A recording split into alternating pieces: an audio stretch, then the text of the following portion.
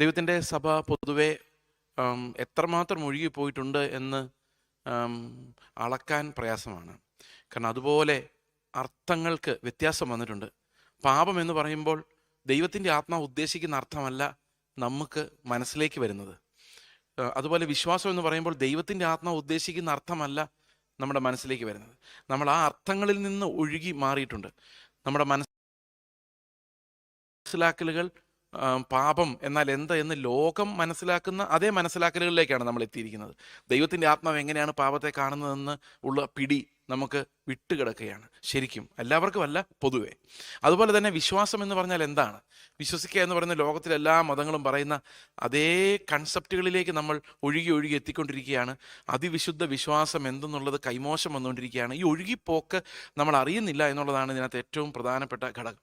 നമ്മൾ പല പ്രവൃത്തികൾ കൊണ്ട്, സൽപ്രവൃത്തികൾ കൊണ്ടും, അതുപോലെ നമ്മുടെ ഈ ഓർഗനൈസ്ഡ് വർക്ക്, സഭയുടെ വർക്കുകൾ, ക്രൂസൈഡുകൾ, ഇങ്ങനെ അല്ലെങ്കിൽ പിള്ളേരുടെ പ്രോഗ്രാം, വലിയവരുടെ പ്രോഗ്രാം, തമാശ ചിരി, ഇങ്ങനെയൊക്കെ കൂട്ടി പല പ്രോഗ്രാമുകൾ നടത്തി നമ്മളെങ്ങനെയോ നമ്മുടെ സമയം ഇതിനകത്ത് ഞാനും ആത്മീകനാണ് എന്ന് കാണിക്കത്തക്ക രീതിയിൽ ഒഴുകിപ്പോക്ക് മറച്ചു വെക്കാൻ നമ്മൾ ശ്രമിക്കുന്നുണ്ട്. പക്ഷേ കർത്താവ് പറയുന്ന ആ അർത്ഥങ്ങളിൽ നിന്ന് നമ്മൾ വളരെയധികം ഒഴുകിപ്പോയിട്ടുണ്ടാകാൻ സാധ്യതയുണ്ട്. അതൊന്ന് പരിശോധിക്കാൻ കൂടിയാണ് നമ്മൾ ഈ ദിവസങ്ങളിൽ ശ്രദ്ധിക്കുന്നത്. നമ്മൾ ഇന്നലെ കണ്ട പ്രധാനപ്പെട്ട ഒരു കാര്യം എന്ന് പറയുന്നത് പാപം യഥാർത്ഥത്തിൽ എന്താണ് പാപം എന്നുള്ള മനസ്സിലാക്കലിൽ നിന്ന്, വേദപുസ്തകത്തിൻ്റെ നിർവചനത്തിൽ നിന്ന് നമ്മൾ എന്തുമാത്രം അകന്നുപോയി എന്നുള്ളതാണ്. പാപം നമുക്ക് തൂത്തുകളയാൻ പറ്റുന്നതോ നമ്മൾ വിചാരിച്ചാൽ മാറിപ്പോകുന്നതോ ആയ ഒരു കാര്യമല്ല. ക്യാൻസറിനേക്കാളും മാരകമായതും ഒരു മനുഷ്യനും തന്നെത്താൻ രക്ഷിക്കാൻ പറ്റാത്തതുമായ വളരെ ദുർഘടമായ, വളരെ നശിപ്പിച്ച് കളയുന്ന ഒരു രോഗമാണ് പാപം. ഈ പാപം എന്ന് പറയുന്നത് നമ്മൾ എന്തെങ്കിലും ഒരു കാര്യത്തിൽ കുറച്ച് നിയന്ത്രണം വെച്ചാലൊന്നും തീരുന്ന കാര്യമല്ല. എന്തെങ്കിലും ചില നിയമങ്ങൾ വെച്ചാൽ ആ നിയമങ്ങൾ കൊണ്ട് പരിഹരിക്കപ്പെടാൻ പറ്റുന്നതുമല്ല. കാരണം പാപം എന്ന് പറയുന്നത് എല്ലാ മനുഷ്യൻ്റെയും പ്രകൃതത്തിൽ അടങ്ങിയിരിക്കുന്ന ഒരു കാര്യമാണ്. അവൻ്റെ പ്രകൃതത്തിനകത്ത് തന്നെ ഒരു പാപമുണ്ട്. നമ്മളൊരു മരം നോക്കിക്കഴിയുമ്പോൾ നമുക്ക് മനസ്സിലാകുന്നത് അതിനൊരു ട്രങ്കുണ്ട്, ബ്രാഞ്ചസ് ഉണ്ട്, ഇലകളുണ്ട്, ഫ്രൂട്ട്സ് ഉണ്ട്, അല്ലേ? ഇതെല്ലാം നമുക്ക് വെട്ടിക്കളയാൻ ശ്രമിക്കാം. പക്ഷേ നമുക്ക് ഒന്നും കാണാൻ പറ്റാത്ത ആഴത്തിൽ ഇതിൻ്റെ വേര് കിടപ്പുണ്ട്. ഈ വേര് ഉണങ്ങിപ്പോയില്ലെങ്കിൽ വീണ്ടും വീണ്ടും ഇത് ഉണ്ടായി വരും. നമ്മൾ എത്ര പ്രവർത്തനങ്ങളെ കട്ട് ചെയ്ത് കളഞ്ഞാലും ഒരിടത്തത് മുറിക്കുമ്പോൾ വേറെടുത്തത് ഉണ്ടായി വരും. നമ്മൾ ഈ ആഭരണം ഉപേക്ഷിക്കുന്ന ഒരു കാലഘട്ടത്തിൽ അവർ വിചാരിച്ച് ഇതങ്ങ് കട്ട് ചെയ്ത് കഴിഞ്ഞാൽ പിന്നെ ലോകമോഹങ്ങളൊക്കെ പോകുന്നു. പിന്നെ അതങ്ങ് കട്ട് ചെയ്ത് കഴിഞ്ഞപ്പം വേറെ പല സ്ഥലത്തോടെ ലോകമോഹങ്ങൾ വെളിപ്പെട്ടു വന്നു. ഇപ്പം ഇത് എന്തിനാ ഊരിയെന്ന് പോലെ ആളുകൾക്ക് മറന്നുപോയി. കാരണം അങ്ങനെയാണ് പാപത്തിൻ്റെ ശക്തി. നമ്മൾ ഒരു നിയമം സ്ഥാപിക്കുമ്പോൾ വേറെ 10,000 നമ്മുടെ ജഡത്തെ എക്സ്പ്രസ് ചെയ്യാൻ, നമ്മുടെ കൊതികളെ എക്സ്പ്രസ് ചെയ്യാൻ, നമ്മുടെ വികാരങ്ങളെ എക്സ്പ്രസ് ചെയ്യാൻ 10,000 പാപത്തിൻ്റെ വാതിലുകൾ തുറക്കുക. കാരണം എന്താണെന്ന് വെച്ച് കഴിഞ്ഞാൽ ഒരു ഹോൾ അടയ്ക്കുമ്പോൾ ഇതിന് എവിടെയെങ്കിലും ഈ പാപത്തിന് വെളിയിൽ പോയേ പറ്റുള്ളൂ. അതുകൊണ്ട് എവിടെയെങ്കിലും പുതിയ വഴികൾ ഇത് തുറന്ന് കണ്ടുപിടിച്ചുകൊണ്ടിരിക്കും. ലോകമോഹം നമ്മുടെ ഉള്ളിലുള്ളത്, പാപജഡം നമ്മുടെ ഉള്ളിലുള്ളത് പ്രകടിപ്പിക്കപ്പെട്ടുകൊണ്ടേയിരിക്കും. കാരണം ഇതിൻ്റെ വേരറുക്കപ്പെട്ടിട്ടില്ല എന്നുള്ളതാണ് ഇതിൻ്റെ ഏറ്റവും ദുരന്തകരമായ കാര്യം. അതെന്താണ് പാപമെന്ന് ശരിക്കും നമുക്ക് പിടികിട്ടാനും പ്രയാസമാണ്. കാരണം ദൈവത്തിൻ്റെ ആത്മാവല്ല ഇന്ന് നമ്മളോട് പാപം എന്താണെന്ന് വെളിപ്പെടുത്തുന്നത്. ബുദ്ധിയാണ്, നമ്മുടെ ചുറ്റുമുള്ള സംസ്കാരമാണ്, ആളുകളുടെ അഭിപ്രായമാണ്. അവൻ നല്ലവനാണോ ചീത്തയാണോ, അവൻ കൊള്ളാം കേട്ടോ എന്ന് ആളുകളുടെ അഭിപ്രായമാണ്. ആത്മാവ് എന്താ പറയുന്നതെന്ന് ശ്രദ്ധിക്കാനോ വിവേചിക്കാനോ നമുക്ക് സാധിക്കില്ല. അതിൻ്റെ കാരണം ആത്മാവിൻ്റെ കാറ്റടിക്കുന്നത് വളരെ അപൂർവമായി മാറിക്കൊണ്ടിരിക്കുകയാണ്. കൃപാവരങ്ങൾ അന്യഭാഷ പറയുന്നത് കേൾക്കുന്നുണ്ടെന്നുള്ളതല്ലാതെ വേറെ ഒരു കൃപാവരങ്ങളൊന്നും കാണാനില്ലാത്തൊരവസ്ഥയിലേക്ക് വന്നുകൊണ്ടിരിക്കുകയാണ്. ക്രിസ്തു കേന്ദ്രീകൃതമായ, ഞാൻ കഴിഞ്ഞ ദിവസം ഒരിടത്ത് പറഞ്ഞ കാര്യം, എല്ലാവരും ഭയങ്കര പെന്തക്കോസുകാരായിക്കൊണ്ടിരിക്കുക, പക്ഷെ ക്രിസ്ത്യാനികളല്ലാതെ ആയിക്കൊണ്ടിരിക്കുക. അങ്ങനൊരു ദുരന്തം ക്രിസ്തുവില്ലാത്ത എത്രയോ ഞായറാഴ്ചകൾ കടന്നു പോയിക്കൊണ്ടിരിക്കുക. ശരിക്കും ഞാൻ പറഞ്ഞാൽ പാപത്തിൽ നിന്നുള്ള ഒഴുക്ക്, വിശ്വാസം എന്ന ഈ വാക്കുകളിൽ നിന്നുള്ള ഒഴുക്ക് എല്ലാം അവസാനം ചെന്ന് ചേരുന്നത് ക്രിസ്തുവിൽ നിന്ന് നമ്മൾ ഒഴുകിപ്പോയി എന്നുള്ള ആ വലിയ സങ്കടകരമായ അവസ്ഥയിലേക്കാണ്. നമുക്കറിയാം, ഒരു ഞായറാഴ്ച വർഷിപ്പ് ചെയ്യാൻ പോലും യേശുക്രിസ്തുവിനെ ആവശ്യമില്ലാത്ത അനേക സഭകളുണ്ട്. ഞാൻ അങ്ങനെയുള്ള പല സഭകളിൽ അറ്റൻഡ് ചെയ്തിട്ടുണ്ട്. നിങ്ങളെക്കുറിച്ച് അല്ലായിരിക്കാം, നിങ്ങളൊന്ന് ശോധന ചെയ്ത് നോക്കാം. രാവിലെ വന്ന് 2 പാട്ട് പാടി, അന്യഭാഷ പറഞ്ഞു, പിന്നെ സങ്കീർത്തനം വായിച്ച് ദാവീദിനെ കുറിച്ച് പറഞ്ഞു, പിന്നെ സാക്ഷ്യം പറഞ്ഞു, വിസ കിട്ടിയതും കിട്ടാത്തതുമായ കാര്യങ്ങൾ പറഞ്ഞു, ജോലി കിട്ടിയതും കിട്ടാത്തതുമായ കാര്യം പറഞ്ഞു, പ്രാർത്ഥിക്കണമെന്ന് പറഞ്ഞു. പിന്നെ ഒരു ഗസ്റ്റ് പ്രസംഗൻ കാണും, അദ്ദേഹം യിരെമ്യാവിനെ കുറിച്ച്, യെശയ്യാവിനെ കുറിച്ചൊക്കെ പറഞ്ഞിട്ട് പോകും. എത്രയോ ആഴ്ചകൾ യേശുക്രിസ്തു എന്നൊരു വാക്ക്, അവൻ നമ്മളെ രക്ഷിച്ചു എന്നുള്ളൊരു വാക്ക് പോലും പറയാതെ, അതിനൊരു നന്ദി പറയാതെ, സ്തോത്രം ചെയ്യാതെ കടന്നു പോകും. നമ്മൾ അറിയുന്നില്ല. V have drifted far away from Christ. ഇവിടെ നമ്മൾ ശരിക്കും മരുന്നെന്ന് പറയുന്ന ഒരു സാധനം നമ്മുടെ കയ്യിലില്ല. മരുന്നുള്ള നല്ല വൈദ്യൻ്റെ അടുത്ത് നിലവിളിക്കുക എന്നുള്ളതല്ലാതെ വേറൊരു പരിഹാരവും ഇതിനില്ല എന്നുള്ളതാണ് അതിന് ഏറ്റവും വലിയ വേദപുസ്തകം നമ്മളെ പഠിപ്പിക്കുന്നത്. അതുകൊണ്ട് മാറത്തടിച്ച് നിലവിളിക്കാനുള്ളൊരു സീസണിലും നമ്മൾ ആനന്ദിച്ച് സന്തോഷമായിട്ട് പോവുകയാണ്.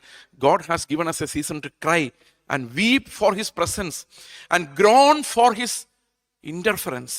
അതിനുവേണ്ടി നമ്മൾ നിലവിളിക്കേണ്ട ഒരു കാലം നമ്മുടെ മുമ്പിൽ വന്നിരിക്കുകയാണ്. ഇവിടെ ഇന്നലെ നമ്മൾ കണ്ടത് പാപത്തിൻ്റെ ആ 3 ലൊക്കേഷൻസിൽ പാപത്തെ ഐഡൻറ്റിഫൈ ചെയ്യുന്ന കാര്യമാണ്. പ്രവൃത്തികളിൽ, അതുപോലെ ചിന്തകളിൽ. ഇത് നമുക്ക് എല്ലാ മതങ്ങളിലുമുള്ള വെളിപ്പെടുത്തലുകളാണ്. നമുക്ക് അത്രയൊക്കെ ഇന്ന് അറിയുള്ളൂ, അത്രയൊക്കെ നമ്മൾ ശോധന ചെയ്യുന്നതുമുള്ളൂ. എല്ലാ മതങ്ങളിലും പറയുന്നുണ്ട് നല്ല മനസ്സ് വേണം, നല്ല പ്രവൃത്തികൾ വേണം. ഇത് പരിശുദ്ധാത്മാവ് ബോധ്യപ്പെടുത്തുന്നതല്ല, ഇത് മനസാക്ഷി ബോധ്യപ്പെടുത്തുന്നതാണ്. മനസാക്ഷിക്കും ഒത്തിരി നല്ല കാര്യങ്ങൾ നമ്മളെ പഠിപ്പിക്കാൻ പറ്റും. കാരണം നമ്മുടെ വല്യപ്പൂപ്പൻ തിന്നത് നന്മയും തിന്മയും തിരിച്ചറിയാൻ പറ്റുന്ന പഴമാണ്. അതുകൊണ്ട് ഇതിനകത്ത് എല്ലാം നന്മയും തിന്മയും ഉണ്ട്, എല്ലാ മതങ്ങളിലും ഉണ്ട്. മനുഷ്യനെ നന്നാക്കാൻ വേണ്ടിയാണ് എല്ലാ മതങ്ങളും പ്രവർത്തിക്കുന്നത്. അത് അവരാണ് നിർവചിക്കുന്നത് എന്താണ് നന്മ, എന്താണ് തിന്മ. നമ്മളാണ് തീരുമാനിക്കുന്നത് എന്താണ് നന്മ, എന്താണ് തിന്മ. എന്നാൽ ദൈവം എന്താണ് ആഗ്രഹിക്കുന്നത് എന്നുള്ളതിലേക്ക് പോകാൻ നമുക്ക് കഴിയുന്നില്ല. ഇന്നും നമ്മൾ പാപത്തെ കാണുന്നത് ചില പ്രവൃത്തികൾ, ചില ചിന്തകൾ, ഇതിനെ മാത്രമേ കാണുന്നുള്ളൂ. ഇതെല്ലാം പാപമാണ്, ഇതെല്ലാം പക്ഷെ ഫലം മാത്രമാണ്. ഈ നമ്മുടെ ഉള്ളിൽ വേര് പിടിച്ചിരിക്കുന്ന പാപം എന്ന വടവൃക്ഷം ഉണ്ടാക്കി വിടുന്ന ഫലമാണത്. അത് മുറിച്ച് കളഞ്ഞുകൊണ്ട് പാപം ഇല്ലാതാകുന്നില്ല. നമ്മൾ പലപ്പോഴും പനി വരുമ്പം പെട്ടെന്ന് പോയി പാരസെറ്റമോൾ കഴിക്കും. പാരസെറ്റമോൾ കഴിക്കുമ്പോൾ എന്ത് സംഭവിക്കും? പെട്ടെന്ന് ഒരു 1-2 മണിക്കൂർ ആകുമ്പോഴേക്കും ഒന്ന് വേർത്ത പനി അങ്ങ് മാറും. പിന്നെ അപ്പോൾ നമ്മൾ വിചാരിക്കും, ഞാൻ വിടുതലെടുത്ത് ബ്രദറെ. 3-4 ദിവസം കഴിയുമ്പോൾ 3-4 ദിവസം 8 മണിക്കൂർ കഴിയുമ്പോൾ ഈ പനിയും വിറയലും പിന്നെയും വരും. കാരണം പാരസെറ്റമോളിന് ഒരു കാലാവധി ഉണ്ട്. ഇതുപോലെയാണ് പ്രസംഗത്തിന് പോകുന്നു, ഉപവാസത്തിന് പോകുന്നു. ഉപവാസമൊക്കെ പോയി കഴിഞ്ഞ് തിരിച്ചു വരുമ്പോഴേക്കും നല്ല ഒരു ഒരു ഒരു എന്താ വിടുതലൊക്കെ എടുത്തുകൊണ്ടാണ് വരുന്നത്. നമുക്കറിയാം, പണ്ടൊക്കെ ഞാൻ ഓർക്കുന്നുണ്ട്, ഈ ആരാധനയൊക്കെ കഴിഞ്ഞ് വരുമ്പോഴേക്കും പിള്ളേർ പെട്ടെന്ന് പോയി TV ഓൺ ചെയ്ത് കഴിഞ്ഞാൽ അപ്പനും അമ്മയും പറയും, പള്ളിയിൽ നിന്ന് ചർച്ചയിൽ നിങ്ങൾ വന്നല്ലേ ഉള്ളൂ, ഇപ്പോഴേ നീ TV വെച്ചുള്ളൂ എന്ന് പറഞ്ഞാൽ അതിൻ്റെ ഹാങ് ഓവർ ഇറങ്ങിയിട്ട് വൈകിട്ട് വെക്കാൻ തന്നെ അർത്ഥം. കാരണം ഇതിനെല്ലാം ഒരു പീരീഡ് ഉണ്ട്. ആ പീരീഡ് വരെ നമ്മുടെ ഈ ആത്മീക മരുന്നുകൾ ഫലം ചെയ്യുന്നുള്ളൂ. ഇതിനകത്തേക്ക് ആ ഒരു നിത്യമായ ഒരു പണി ഈ മരുന്നുകളൊന്നും ചെയ്യുന്നില്ല. ഈ താൽക്കാലികമായ ഏച്ചുകെട്ടൽ വെച്ച് നമ്മൾ വിചാരിക്കുക, നാളെയും കൊണ്ട് എൻ്റെ പാപം അടങ്ങുമായിരിക്കും, നാളെ കഴിഞ്ഞും കൊണ്ട് ഞാൻ വിടുതലെടുക്കുമായിരിക്കും, കർത്താവ് ഇന്ന് വരണ്ട, നാളെ വന്നാൽ ഞാൻ ഒന്നും കൂടെ ഒരുങ്ങി റെഡി ആയിട്ടിരിക്കാം.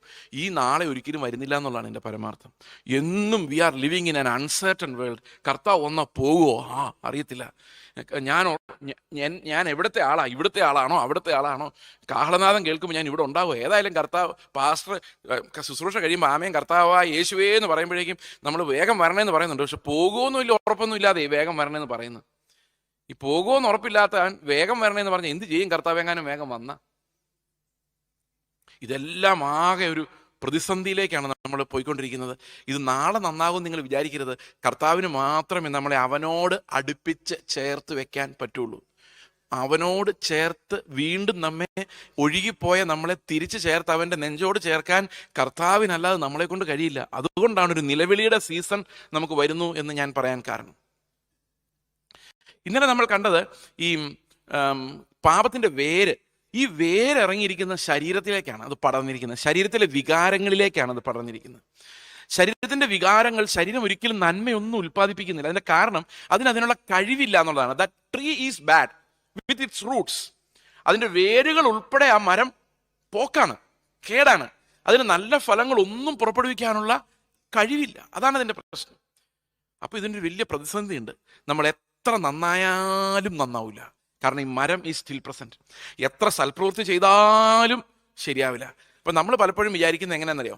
എൻ്റെ ലൈഫ് എന്ന് പറഞ്ഞാൽ ഒരു 100 പഴം ഞാൻ ഉളവാക്കിയാൽ, ഫലം ഞാൻ ഉളവാക്കിയാൽ ഒരു ഒരു ഒരു ഒരു 70-75 ഫലം വലിയ കുഴപ്പമില്ല.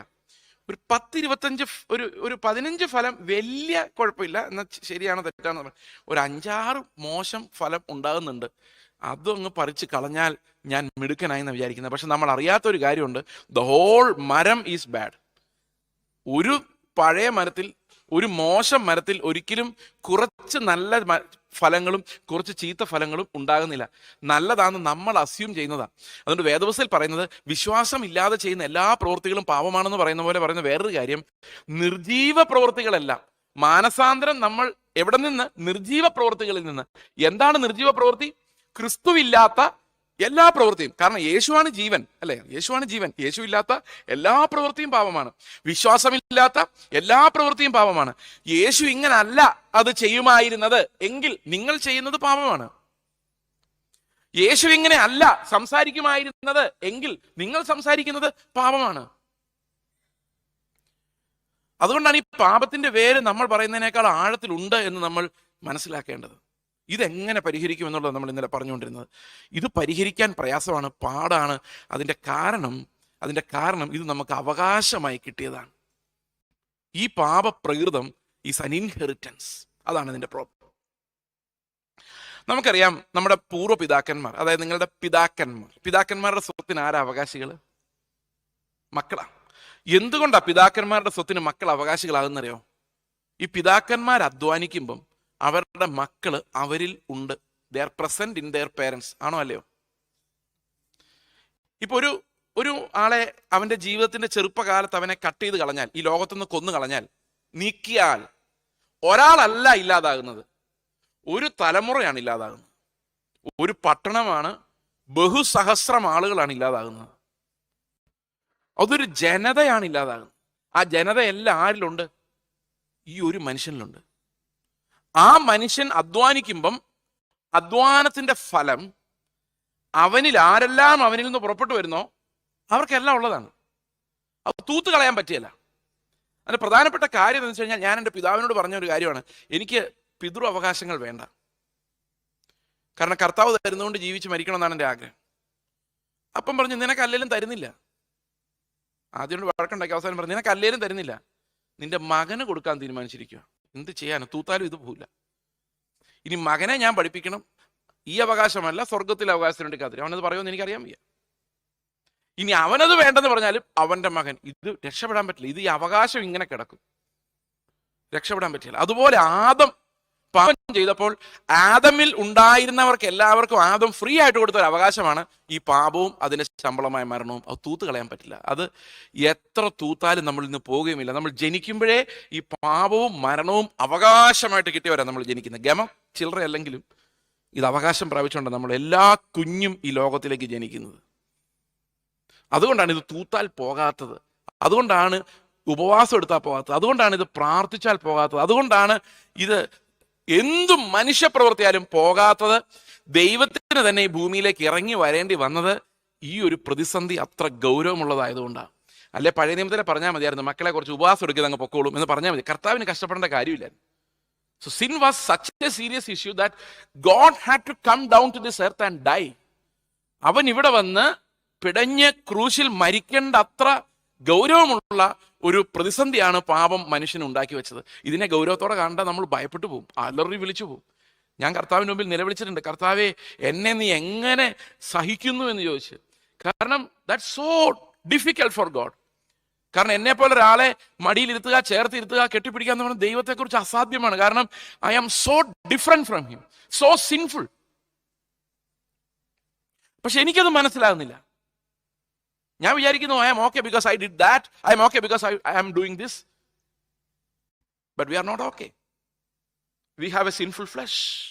ഒരു പാപജഡം, എത്ര തൂത്താലും പോകാത്ത, എത്ര വെട്ടിക്കളഞ്ഞാലും പിന്നെയും മുളച്ചു വരുന്ന ഒരു പാപത്തിന്റെ ജഡമുണ്ട്. അവകാശം കിടക്കുകയാണ്, ആദമിന്റെ അവകാശം.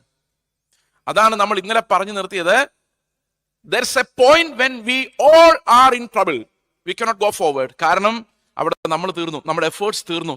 എൻ്റെ ശരീരം ഈ വേര് നിൽക്കുന്നത് കൊണ്ട് ഈ ശരീരം എന്ത് പ്രൊഡ്യൂസ് ചെയ്താലും ദൈവത്തിന് മുൻപിൽ അത് പാപമാണ്. എൻ്റെ ശരീരം ചുടാൻ ഏൽപ്പിച്ചാലും പാപമാണ്. എൻ്റെ സകല സ്വത്തും ദരിദ്രർക്ക് കൊടുത്താലും പാപമാണ്. കാരണം അവിടെ ഒന്നും ഞാൻ വളരുന്നതല്ലാതെ കർത്താവിന്റെ നീതി വെളിപ്പെടുന്നില്ല. ഒരു ചെറിയ കാര്യം പോലും, ഞാൻ ഇന്നലെ പറഞ്ഞ ഒരു ചെറിയ സൽപ്രവൃത്തി പോലും ആഡ് ചെയ്യപ്പെടുന്നത് നമ്മുടെ സ്വയബോധത്തിലേക്കാണ്. The self consciousness. ഞാൻ ആരാ? ഞാൻ മോശം ആൾക്കാരൊന്നും അല്ല കേട്ടോ, ഞാൻ അത് ചെയ്ത ആളാണ്, ഞാൻ ഇത് ചെയ്ത ആളാണ്, ഞാൻ ഇത്രയും വിട്ടുകൊടുത്ത ആളാണ്. അവനാണ് വലുതാകുന്നത്. That sinful flesh is enhanced by these lifeless works. ജീവനില്ലാത്ത പ്രവൃത്തികൾ പഴയ മനുഷ്യനെ ബലപ്പെടുത്തുന്നതേ ഉള്ളൂ. ഒരു കഥ ഇങ്ങനെ കേട്ടിട്ടുണ്ട്, ഇത് ചുരുക്കി പറയാം. ഒരു കഥയിൽ, ഒരു കുഞ്ഞു കഥയിൽ, ഇത്രയും നേരം പറഞ്ഞ കാര്യമല്ല, ഞാൻ ചുരുക്കി പറയാം. ഒരു ദിവസം ഒരു മനുഷ്യൻ റോഡിലൂടെ ഇങ്ങനെ തണുത്തുറഞ്ഞ ഐസ് ഉള്ള സ്ഥലത്തോടെ ഇങ്ങനെ നടന്നു പോകുമ്പം ഒരു കുഞ്ഞ് അണലിപ്പാമ്പ് ചാകാറായി കിടക്കാൻ. ഇയാൾക്ക് ആ അണലിപ്പാമ്പിനോട് ഭയങ്കര സിമ്പതി തോന്നി. ഈ അടുത്ത കാലത്ത് ഡൊണാൾഡ് ട്രംപാണ് ഈ കഥ പറഞ്ഞത്. ഇതാ ഉദ്ദേശത്തിലല്ല ഞാൻ പറയും. ഈ ഡൊണാൾഡ് ട്രംപ് പറഞ്ഞത് മുസ്ലിങ്ങളെ കുറിച്ചാണ്. അതാ പുള്ളിയുടെ കുഴപ്പം. ഞാൻ പറയുന്നത് അവരെ കുറിച്ചല്ല, ഞാൻ പറയുന്നത് തീവ്രവാദികളെ കുറിച്ചാണ് പുള്ളി പറഞ്ഞത്. ഞാൻ പറയുന്നത് പാപത്തെക്കുറിച്ചാണ്, പാപിയെക്കുറിച്ചാണ്. ഈ പാമ്പിനെടുത്ത് ഇവൻ പോക്കറ്റ് വെച്ച് കുറേ നേരം കഴിഞ്ഞപ്പോൾ ഇവന്റെ ചൂടടിച്ചിട്ട് ഈ പാമ്പിന് ജീവൻ വെച്ചു. പാമ്പിന് ജീവൻ വെച്ചപ്പോൾ പാമ്പ് ഒരു കൊത്തു വെച്ച് കൊടുത്തു. ഇവൻ ഈ പാമ്പിനോട് ചോദിച്ചു, എൻ്റെ ചൂടാണ് ഇത്രയും നേരവും നിന്നെ ജീവിപ്പിച്ച് വെച്ചത്, ഇപ്പം ഞാൻ മരിക്കും, അതിൻ്റെ പുറകെ നീ മരിക്കും, നീ എന്തിനാണ് എന്നെ കൊത്തിയെന്നൊരു ചോദ്യം ചോദിച്ചു. പാമ്പ് പറഞ്ഞു, ഞാനൊരു പാമ്പാ, എന്നെ കൊണ്ട് ഇത്രയൊക്കെ പറ്റുള്ളൂ. നീ എന്നെ സ്നേഹിച്ചെന്നോ നീ എന്നെ സംരക്ഷിച്ചെന്നോ പറഞ്ഞു എഴുന്നേറ്റൊന്നൊരു താങ്ക് യു പറയാനൊന്നും എന്നെ കൊണ്ട് കഴിയത്തില്ല. അല്ലെങ്കിൽ ശരിയല്ലേ, ഈ പാമ്പ് നാളെ എഴുന്നേറ്റ് thank you sir four saving me എന്ന് പറയുമെന്ന് നിങ്ങൾ വിചാരിച്ചല്ലേ തെറ്റിപ്പോയത്? പാമ്പിന് അത്രേ പറ്റുള്ളൂ. അവനൊരിക്കലും നന്നാവാൻ പറ്റിയല്ല. പാമ്പിനെ കണ്ട എന്ത് ചെയ്യണമായിരുന്നു? തല്ലിക്കൊല്ലണമായിരുന്നു. വേറൊന്നും അവിടെ ചെയ്യാൻ ഇല്ല. ഈ ജഡം മരിക്കല്ലാതെ ഇതിനെ നന്നാക്കി എടുക്കാൻ പറ്റില്ല. അതാണ് വേദപുസ്തകം പറയുന്നത്, കനോട്ട് ബി റീഫോംഡ്. നമ്മുടെ ഈ വേര്, ആദാമിന്റെ പ്രകൃതം, അതിൽ നിന്നുണ്ടായ പാപവും അതിൻ്റെ ശിക്ഷയായ മരണവും നമുക്ക് തൂത്ത് കളയാൻ പറ്റില്ല. അത് മരണത്താൽ മാത്രം നീക്കപ്പെടുകയുള്ളൂ. കാരണം അവകാശം നമുക്ക് എടുത്തു കളയാൻ സാധിക്കില്ല. We have to die. ഇവിടെയാണ് യേശു എന്ന പകരക്കാരൻ നമുക്ക് വേണ്ടി മരിക്കുന്നത്. ഈ യേശുവിന്റെ മരണം എങ്ങനെയാണ് നമ്മുടെ മരണത്തെ കവർ ചെയ്യുന്നത് നമുക്ക് നോക്കാം. അത് നമുക്ക് മനസ്സിലാക്കണമെങ്കിൽ പാപത്തിന്റെ 4ാമത്തെ ലൊക്കേഷനിലേക്ക് നമ്മൾ വരണം. 3 ലൊക്കേഷൻ ഇതിൽ ഓർമ്മയുണ്ടല്ലോ. എന്താണ്? ഇന്നലെ വന്നവർക്ക് അത് ഓർമ്മയുണ്ടാകാം. പ്രവൃത്തികളുടെ തലം, പിന്നെ 2 ചിന്തകളുടെ തലം, 3 ശരീരത്തിലെ വികാരങ്ങളുടെ തലം. 4ാമത്തെ ഒരു തലമുണ്ട്. ഇതെങ്ങനെ ഓരോ തലത്തിലും നമ്മൾ പാപത്തെ സെൻസ് ചെയ്യുന്നത്? പ്രവൃത്തികളാൽ വരുന്ന പാപത്തെ സെൻസ് ചെയ്യുന്നത് എപ്പോഴും നോട്ടത്തിലൂടെ, അനുഭവങ്ങളിലൂടെയാണ്. അത് ആർക്ക് വേണേലും മനസ്സിലാക്കാം. ഒരു പാപിയെ കാണുമ്പം, ഒരു കള്ളനെ കാണുമ്പോൾ ആർക്ക് വേണമെങ്കിലും മനസ്സിലാക്കാം. ഏത് മതത്തിലും അതിനുള്ള സ്കോപ്പുണ്ട്. ഹൃദയത്തിൽ ചിന്തകളുണ്ടോ എന്ന് മനസ്സിലാക്കാൻ രണ്ടാമതൊരാൾക്ക് പ്രയാസമാണ്. പക്ഷെ അവന് നല്ലൊരു മനസാക്ഷി ഉണ്ടെങ്കിൽ അവന് മനസ്സിലാക്കാം അവൻ്റെ ഹൃദയത്തിൽ പാപമുണ്ട്. എന്നാൽ ശരീരത്തിന്റെ വികാരങ്ങളിൽ പാപമുണ്ട് എന്ന് മനസ്സിലാക്കണമെങ്കിൽ ദൈവത്തിന്റെ നിയമം തന്നെ വരണം. നിയമം പറയാണ്, ദൈവത്തിന്റെ നിയമം പറയാണ്, ഞാൻ നിന്നെ സ്നേഹിച്ച പോലെ നിങ്ങളും പരസ്പരം സ്നേഹിക്കുവിൻ. ആ നിയമം അറിയുമ്പോഴാണ് ഞാൻ മനസ്സിലാക്കുന്നത് എൻ്റെ ശരീരത്തിൽ ഇത് ഉണ്ടാകുന്നില്ല. അതാണ് റോമാലേഖനം 7-ാം അധ്യായത്തിൽ പറയുന്നത്, ശരീരത്തിലെ വികാരങ്ങൾ മോശമാണ്, നല്ലതല്ല. ഞാനത് സപ്രസ് ചെയ്യുന്നുണ്ട്, അതിന്റെ ഫലമെല്ലാം വെട്ടിക്കളയുന്നുണ്ട്. ഞാൻ സ്തോത്രം ചെയ്തും സ്തുതിച്ചും മഹത്വപ്പെടുത്തിയും എല്ലാം ഇതിനകത്തുനിന്ന് ഞാൻ രക്ഷപ്പെടാൻ ശ്രമിക്കുന്നുണ്ട്. പക്ഷേ ശരീരത്തിന്റെ വികാരങ്ങൾ is too intense for me എന്നുള്ളത് എനിക്ക് മനസ്സിലാക്കി തരുന്ന ദൈവത്തിന്റെ നിയമമാണ്. നിങ്ങളുടെ വീട്ടിലൊരു സെർവന്റിനെ വെച്ചു നിങ്ങൾ വിചാരിച്ചോ? ഈ സെർവന്റ് നല്ലൊരു, വേണ്ട ഓഫീസിലായിക്കോട്ടെ, അപ്പം കുറച്ചുകൂടെ എളുപ്പമുണ്ട് പറയാൻ. ഈ സെർവന്റ് നല്ലൊരു ബയോഡേറ്റ ഒക്കെ തന്നിട്ടുണ്ട്. ഇന്നത്തെ കാലത്ത് പിള്ളേർക്ക് ബയോഡേറ്റ എഴുതാൻ ഭയങ്കര എക്സ്പെർട്ടീസാണ്. അവരെഴുതുന്ന ബയോഡേറ്റ കണ്ടാൽ വിചാരിക്കും ഇവരെല്ലാ പണിയും ചെയ്യുന്നു. പക്ഷെ ശരിക്കും ഒന്നും അറിയാൻ മേലായിരിക്കും. എന്നാലും ബയോഡേറ്റ എഴുതുക എന്ന് പറയുന്ന ഒരു സ്കില്ലാണ്. ഞാൻ പല ബയോഡേറ്റയും വായിച്ച് അന്തം വിട്ട് പോയിട്ടുണ്ട്. അതുകൊണ്ടാണ് ഞാൻ പറയുന്നത്. അപ്പോൾ ഇങ്ങനൊരു ബയോഡേറ്റ കണ്ടിട്ടാണ് ഒരാൾ അപ്പോയിന്റ് ചെയ്ത് കഴിഞ്ഞാൽ കുറേ കഴിഞ്ഞപ്പോൾ മനസ്സിലാകുന്നത്, ഇവരോട് ചോദിച്ചു 2 ദിവസമൊക്കെ അവൻ സുഖമായിട്ടിരുന്നു, നല്ല ഗെയിമൊക്കെ കസേരയിലൊക്കെ ഇരുന്നു. ഒരു ദിവസം മാനേജർ വന്നിട്ട് പറഞ്ഞു, ഈ അക്കൗണ്ടൊക്കെ ഒന്ന് വെരിഫൈ ചെയ്ത്. ഇവൻ ഒരു പിടിയില്ല, എന്താ ചെയ്യേണ്ടത്, തോറ്റു. അപ്പോൾ ഇതിനകത്ത് ഡ്രൈവിംഗ് അറിയാമെന്ന് പറഞ്ഞിട്ട്, വണ്ടി ഒന്ന് ഡ്രൈവ് ചെയ്ത് നമുക്കൊന്ന് ഒരു ഓഫീസ് വരെ പോവാം. അവന് വണ്ടി ഡ്രൈവ് ചെയ്ത് അവിടെ ഇവിടെ എല്ലാം പോയി ഇടിക്കുക. ഒരു പണി അവനെ കൊണ്ട് ചെയ്യാൻ പറ്റുന്നില്ല. ബയോഡേറ്റയിലെല്ലാം ഉണ്ട്. ഇവനെ എന്ത് ചെയ്യാൻ പറ്റും? പിരിച്ചുവിടാം, വേറൊരു പണിയില്ല. കാരണം ഇവന് കൊടുത്ത ഒരു നിയമവും ഇവന് പൂർത്തിയാക്കാൻ പറ്റുന്നില്ല. ഓക്കെ, അപ്പോൾ അതേ അവസ്ഥയിലാണ് നമ്മൾ ഇരിക്കുന്നത്. നമ്മളെ പിരിച്ചുവിടുക, അല്ലെ കൊന്നു കളയാന്നുള്ള വേറൊരു വഴിയും ഇല്ല. ഓക്കെ, അപ്പൊ ഇവിടെ 4ാമത്തെ തലം എന്ന് പറയുന്നത്, ഇത് നിയമമാണ് നമ്മളെ ബോധ്യപ്പെടുത്തി തരുന്നത് ഇതൊന്നും നിന്നെ കൊണ്ട് സാധിക്കുന്നില്ല എന്നുള്ള കാര്യം. കാരണം നിയമം വരുന്നത് വരെ നമുക്കറിയാം, ഒരു കുഞ്ഞു കൊച്ച് ജനിക്കുമ്പോൾ അവനൊരു നിയമവും ഇല്ല. ഹീസ് വെരി ഹാപ്പി, റിജോയ്സിങ്, അതിനെതിരെ ഓടി നടക്കും. അവൻ വേണേൽ സ്റ്റേജിൽ കയറി വരാം, ബൈബിൾ വേണമെങ്കിൽ വലിച്ചു കീറാം, ആരും ഒന്നും പറയല. അവൻ്റെ ബൈബിൾ ആരുടെ അവിടെ വെച്ചെന്ന് ചോദിക്കുള്ളൂ, അല്ലേ? 1-2 വയസ്സാവുമ്പോഴേക്കും അവൻ്റെ മാതാവ് പറയും, മോനെ എല്ലാ സ്ഥലത്തും നിനക്ക് കാര്യം സാധിക്കാൻ പറ്റിയല്ല, അതിൻ്റെ സമയമുണ്ട്, സ്ഥലമുണ്ട്. പതുക്കെ നിയമം ഇവനെ മുറുക്കാൻ തുടങ്ങും, അല്ലേ? ഈ നിയമമാണ് ഇവനെ പിന്നെ ജീവിതകാലം മുഴുവൻ നടത്തുന്നത്. ഈ നിയമം അവസാനം ഇവനെ പഠിപ്പിക്കും. ദൈവത്തിന്റെ നിയമം ഇവന് വരുമ്പോഴേക്കും ഒരു കാര്യം മനസ്സിലാവും, ഈ നിയമം ഒക്കെ ഞാൻ അനുസരിച്ചാലും ഞാൻ എന്ത് ചെയ്യുന്നില്ല, നന്നാകുന്നില്ല. മനസ്സിലാവും? ഓക്കെ. ഇനി നാലാമത്തെ തലത്തിലുള്ള പാപം എന്ന് പറയുന്നത് ദൈവത്തിന്റെ ആത്മാവാണ് നമുക്ക് ബോധ്യപ്പെടുത്തി തരുന്നത്. ദൈവത്തിന്റെ ആത്മാവ് ബോധ്യപ്പെടുത്തി തരുന്ന പാപം എന്താണ്? അതൊരൊറ്റ പാപത്തെക്കുറിച്ചാണ്. ദൈവത്തിന്റെ ആത്മാവിനല്ലാതെ ലോകത്തിലുള്ള ഒരു ഏജൻസിക്കും നമ്മളെ മനസ്സിലാക്കി തരാൻ പറ്റാത്ത പാപം എന്ന് പറയുന്നത് എന്താണ്? വഴിയെ പോകുമ്പോൾ പോലീസുകാർക്ക് നമ്മളെ തടഞ്ഞ് ഈ പാപം നിന്നെ കൊണ്ട് കേട്ടോ എന്ന് പറയാൻ പറ്റാത്ത പാപം എന്താണ്? നമുക്ക് നോക്കാം. യോഹന്നാന്റെ സുവിശേഷം 16-ാം അധ്യായത്തിന്റെ 8-ാം വാക്യം, the fourth location of sin. അവൻ വന്ന് പാപത്തെക്കുറിച്ചും നീതിയെക്കുറിച്ചും ന്യായവിധിയെക്കുറിച്ചും ലോകത്തിന് ബോധം വരുത്തും. അവൻ വന്ന് പാപത്തെക്കുറിച്ചും നീതിയെക്കുറിച്ചും ന്യായവിധിയെക്കുറിച്ചും ലോകത്തിന് ബോധം വരുത്തും. അപ്പം ദൈവത്തിന്റെ ആത്മാവ് ചെയ്യുന്ന ഒന്നാമത്തെ കാര്യം ഞാൻ ഇന്നലെ പറഞ്ഞ പോലെ പാപബോധം വരുത്തുക എന്നുള്ളതാണ്. വർഷങ്ങൾക്ക് മുമ്പ് ഞാൻ ഇന്നലെ നിങ്ങളോട് പറഞ്ഞു, കോട്ടയം CMS കോളേജിൽ പഠിക്കുമ്പോഴാണ് ഞാൻ രക്ഷിക്കപ്പെടുന്നത്. അപ്പോൾ രക്ഷിക്കപ്പെട്ട സമയത്ത് ഞങ്ങളുടെ ഹോസ്റ്റലിൽ 4 വിശ്വാസികളായ സഹോദരങ്ങളുണ്ടായിരുന്നു. ഞങ്ങൾ ഒന്നിച്ച് പ്രാർത്ഥിക്കുകയും കൂടെ ഇരുന്ന് ബൈബിൾ പഠിക്കുകയും പുസ്തകങ്ങൾ വായിക്കുകയും പാട്ട് പാടുകയും ഒക്കെ ചെയ്യുക. ഇതിൽ സീനിയർ ആയിട്ടുള്ളൊരു ബ്രദർ ഉണ്ടായിരുന്നു. ഈ ബ്രദർ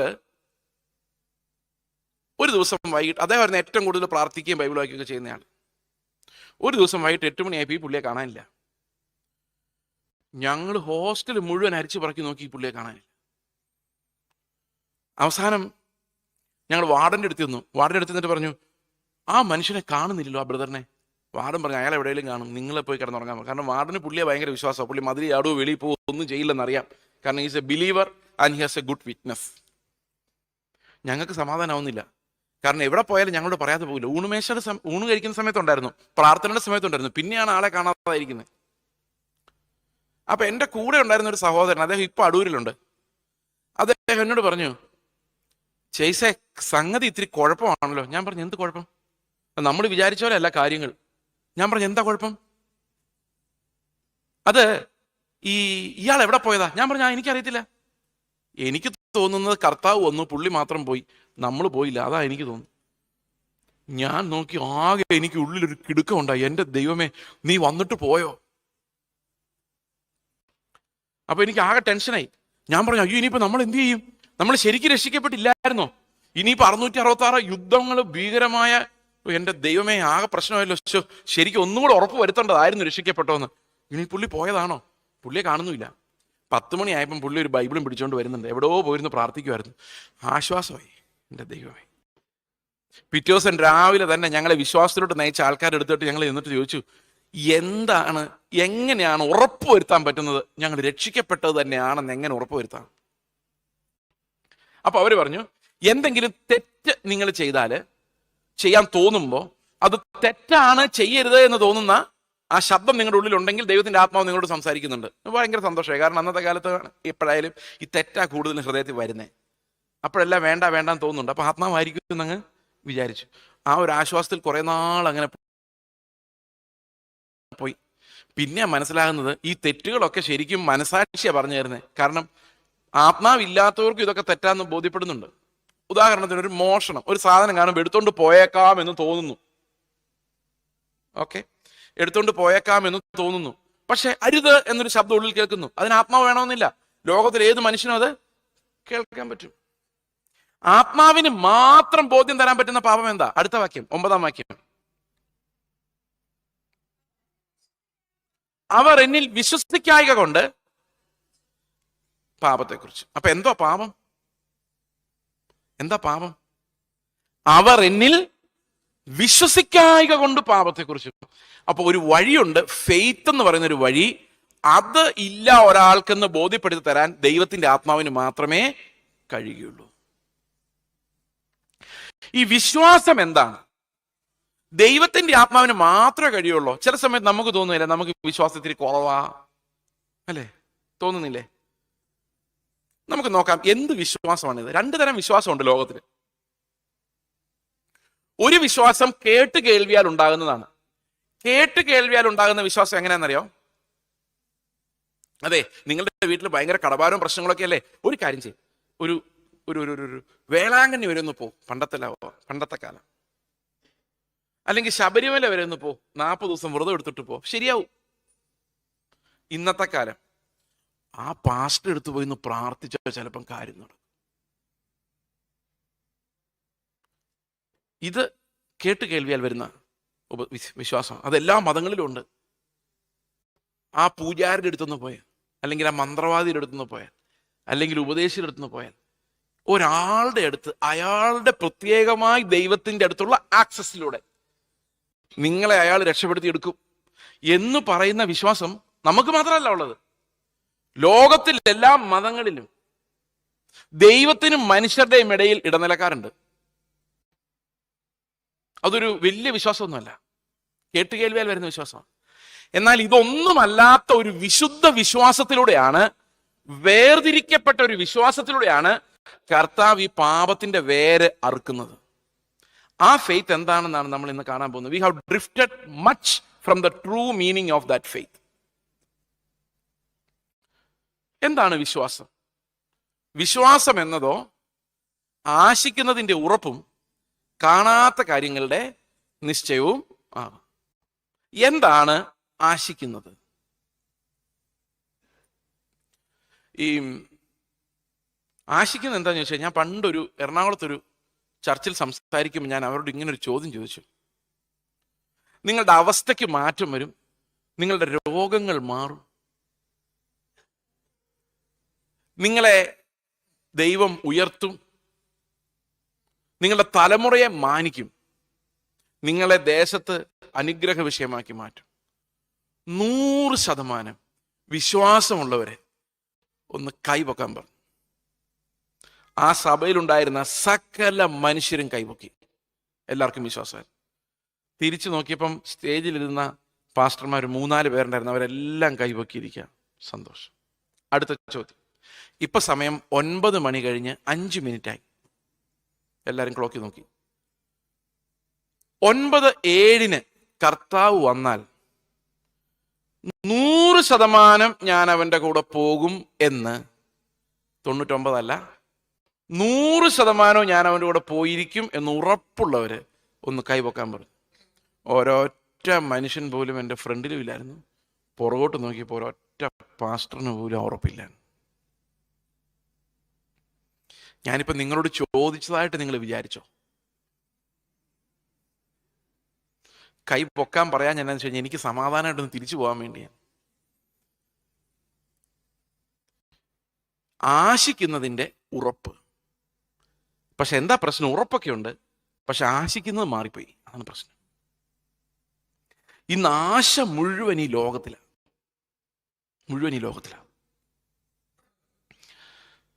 ഈ ആശ മുഴുവൻ ലോകത്തിലായതുകൊണ്ട് നമ്മുടെ പ്രവാചകന്മാരും ശുശ്രൂഷകരും എല്ലാം നമുക്ക് വാഗ്ദത്തം തരുന്ന എന്താണെന്നറിയോ? നാളത്തെ ഡേറ്റിൽ നിനക്കൊരു വിടുതൽ വെച്ചിരിക്കുന്ന, മുകളിലോട്ട് പോകാന്നല്ല. അതുകൊണ്ട് വർഷങ്ങളുടെ ലോകപരമായ ലോകമയത്വം നിറഞ്ഞ ശുശ്രൂഷകൾ കാരണം നമ്മുടെ പ്രത്യാശ മാറി നമ്മൾ മോഹങ്ങളാൽ പിടിക്കപ്പെട്ടു. ഇനി മോഹിക്കുന്ന കാര്യങ്ങൾക്ക് ഉറപ്പ് തരുന്ന ശുശ്രൂഷകരും വർദ്ധിച്ചു. പതുക്കെ പതുക്കെ ഒരു തലമുറ അങ്ങ് പോയപ്പോഴേക്കും സ്വർഗത്തിൽ പോകും എന്നുറപ്പുള്ളവരുടെ എണ്ണം കുറഞ്ഞു വന്നു.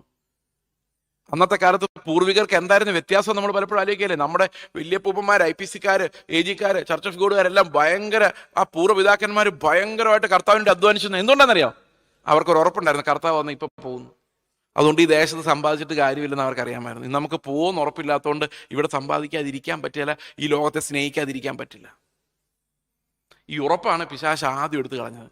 U don't know if you would go. നിങ്ങൾ അവിടെയുള്ള ആളാണോ ഇവിടെയുള്ള ആളാണോ ഒരു പിടിയില്ല. ഈ അൺസർട്ടനിറ്റിയാണ് വിശ്വാസത്തിന്റെ ഏറ്റവും വലിയ ശത്രു. എന്നാൽ തെറ്റായ ഒരു ഉറപ്പ് കിട്ടിയിട്ട് കാര്യമില്ല. ചില ആൾക്കാരുടെ ഉറപ്പെന്ന് പറഞ്ഞാൽ ഞങ്ങൾ ചർച്ചയിൽ പോകുന്നതുകൊണ്ട് ഞാൻ സ്വർഗത്തിൽ പോകുന്നു, അതുകൊണ്ട് കാര്യമില്ല. എന്താണ് ട്രൂ ഫെയ്ത്ത്? എന്താണ് വിശ്വാസം? വിശ്വാസം നമുക്ക് തരുന്ന ആശ എന്താണ്? വിശ്വാസം എന്നതോ ആശിക്കുന്നതിൻ്റെ ഉറപ്പും കാണാത്ത കാര്യങ്ങളുടെ നിശ്ചയവുമാണ്. എന്താണ് ആശിക്കുന്നത്? എന്താണ് നിങ്ങളുടെ ആശ? അവന്റെ വിളിയാലുള്ള ആശ ഇന്നതെന്ന് തിരിച്ചറിയും. ആശ എന്താണെന്ന് മനസ്സിലാക്കാൻ വേണ്ടി നമുക്കൊരു വാക്യം വായിക്കാം. റോമാലേഖനം 8-ാം അധ്യായത്തിന്റെ 23-ാം വാക്യം. ആത്മാവെന്ന ആദ്യദാനം ലഭിച്ചവരായ നാം എല്ലാവരും നമ്മുടെ ശരീരത്തിന്റെ വീണ്ടെടുപ്പായ പുത്രത്വത്തിനു വേണ്ടി കാത്തുകൊണ്ട് ഉള്ളിൽ ഞരങ്ങുന്നു. അപ്പോ ഇത് പ്രത്യാശ. അടുത്ത വാക്യം നോക്കി. പ്രത്യാശയാലല്ലോ നാം രക്ഷിക്കപ്പെട്ടിരിക്കുന്നത്. അപ്പൊ നമ്മുടെ ഇംഗ്ലീഷ് ബൈബിളിലേക്ക് എഴുതിയിരിക്കുന്നത് it is by this hope എന്ന, ഈ പ്രത്യാശയാലല്ലോ. അപ്പൊ പ്രത്യാശ എന്താ? ആത്മാവെന്ന ആദ്യ ദാനം ലഭിച്ചവരായ നാം എല്ലാവരും നമ്മുടെ ശരീരത്തിന്റെ വീണ്ടെടുപ്പായ പുത്രത്വത്തിന് വേണ്ടി കാത്തുകൊണ്ടുള്ളിൽ ഞരങ്ങുന്നു. എന്തിന് ശരീരത്തിന്റെ വീണ്ടെടുപ്പ്? നമ്മൾ പാപത്തിന്റെ 3-ാമത്തെ തലം കണ്ടപ്പോൾ ഒരു കാര്യം മനസ്സിലായി. നമ്മുടെ പ്രശ്നം എവിടെ കിടക്കുന്നത്? വേറെ എവിടെ കിടക്കുന്നത്? ഇറ്റ്സ് ഇൻ ദ ശരീരം, ഇറ്റ്സ് ഇൻ ദ ബോഡി. മരണത്തിന് ഏൽപ്പിക്കപ്പെട്ട ഒരു ബോഡി ഉള്ളത് കൊണ്ടാണ് എനിക്ക് പാപത്തിൽ നിന്ന് വിക്ടറി എടുക്കാൻ പറ്റാത്തത്. അപ്പൊ ആത്മാവ് വന്നു കഴിഞ്ഞാൽ ആദ്യം ഉണ്ടാകുന്ന ഞരക്കം ഈ ശരീരത്തിൽ നിന്ന് രക്ഷപ്പെടാനുള്ള ഞരക്കം. അതവിടെ പറഞ്ഞിരിക്കുന്നത്. ആത്മാവെന്ന ആദ്യ ദാനം ലഭിച്ചവരായ നാം എല്ലാവരും, 7-ാം അധ്യായത്തിലാണ് ഈ ശരീരത്തിന്റെ ബലഹീനതയെ കുറിച്ച് പറയുന്നത്, അതിന്റെ പാപ സ്വഭാവത്തെ കുറിച്ച് പറയുന്നത്. 8-ാം അധ്യായത്തിൽ പൗലോസ് പറയുകയാണ്, ആത്മാവ് ഏതൊരുവനിലേക്ക് വരുന്നോ അവന് ഒരു ഞരക്കം ഉള്ളിൽ ഉടനെ സ്റ്റാർട്ട് ചെയ്യുന്ന. എന്തിനു വേണ്ടിയുള്ള ഞരക്കമാണ്? ഈ നശിച്ച ശരീരത്തിൽ നിന്ന് തേജസ്സുള്ള ഒരു ശരീരവുമായി രൂപാന്തരപ്പെടാനുള്ള ഒരു ഞരക്കം. ഈ ഞരക്കമാണ് നമ്മുടെ ഉള്ളിൽ ആത്മാവ് ഉണ്ട് എന്നുള്ളതിന്റെ അടയാളം. ആത്മാവ്, ദൈവത്തിന്റെ ആത്മാവ്, പരിശുദ്ധാത്മാവിന്റെ ആദ്യദാനം ലഭിച്ചവർ തന്നെ, അങ്ങനെ എഴുതിയേക്കുന്നത് അല്ലേ? ആത്മാവെന്ന ആദ്യദാനം, first fruit of the spirit. ആത്മാവ് നിങ്ങളുടെ ഉള്ളിൽ തൊട്ടിട്ടുണ്ടെങ്കിൽ നിങ്ങളുടെ ഉള്ളിൽ ഞരക്കം സ്റ്റാർട്ട് ചെയ്യണം. കാരണം ശരീരമാണ് പ്രശ്നം, നമുക്ക് മനസ്സിലായി. ഇനി ഇതിൽ നിന്ന് രക്ഷപ്പെടണം. അത് എപ്പോഴേ നടക്കുള്ളൂ? കാഹളനാദം കേൾക്കുമ്പോഴേ നടക്കുള്ളൂ. അപ്പൊ ഒന്നാമത് നമ്മൾ ബലഹീനരായതുകൊണ്ട് നമുക്ക് ദൈവത്തോടുള്ള പ്രാർത്ഥന ഇതാ, കർത്താവേ എത്രയും വേഗം നീ വരണേ, നിന്നെ കാണണം എന്നുള്ള ആശയുണ്ട്.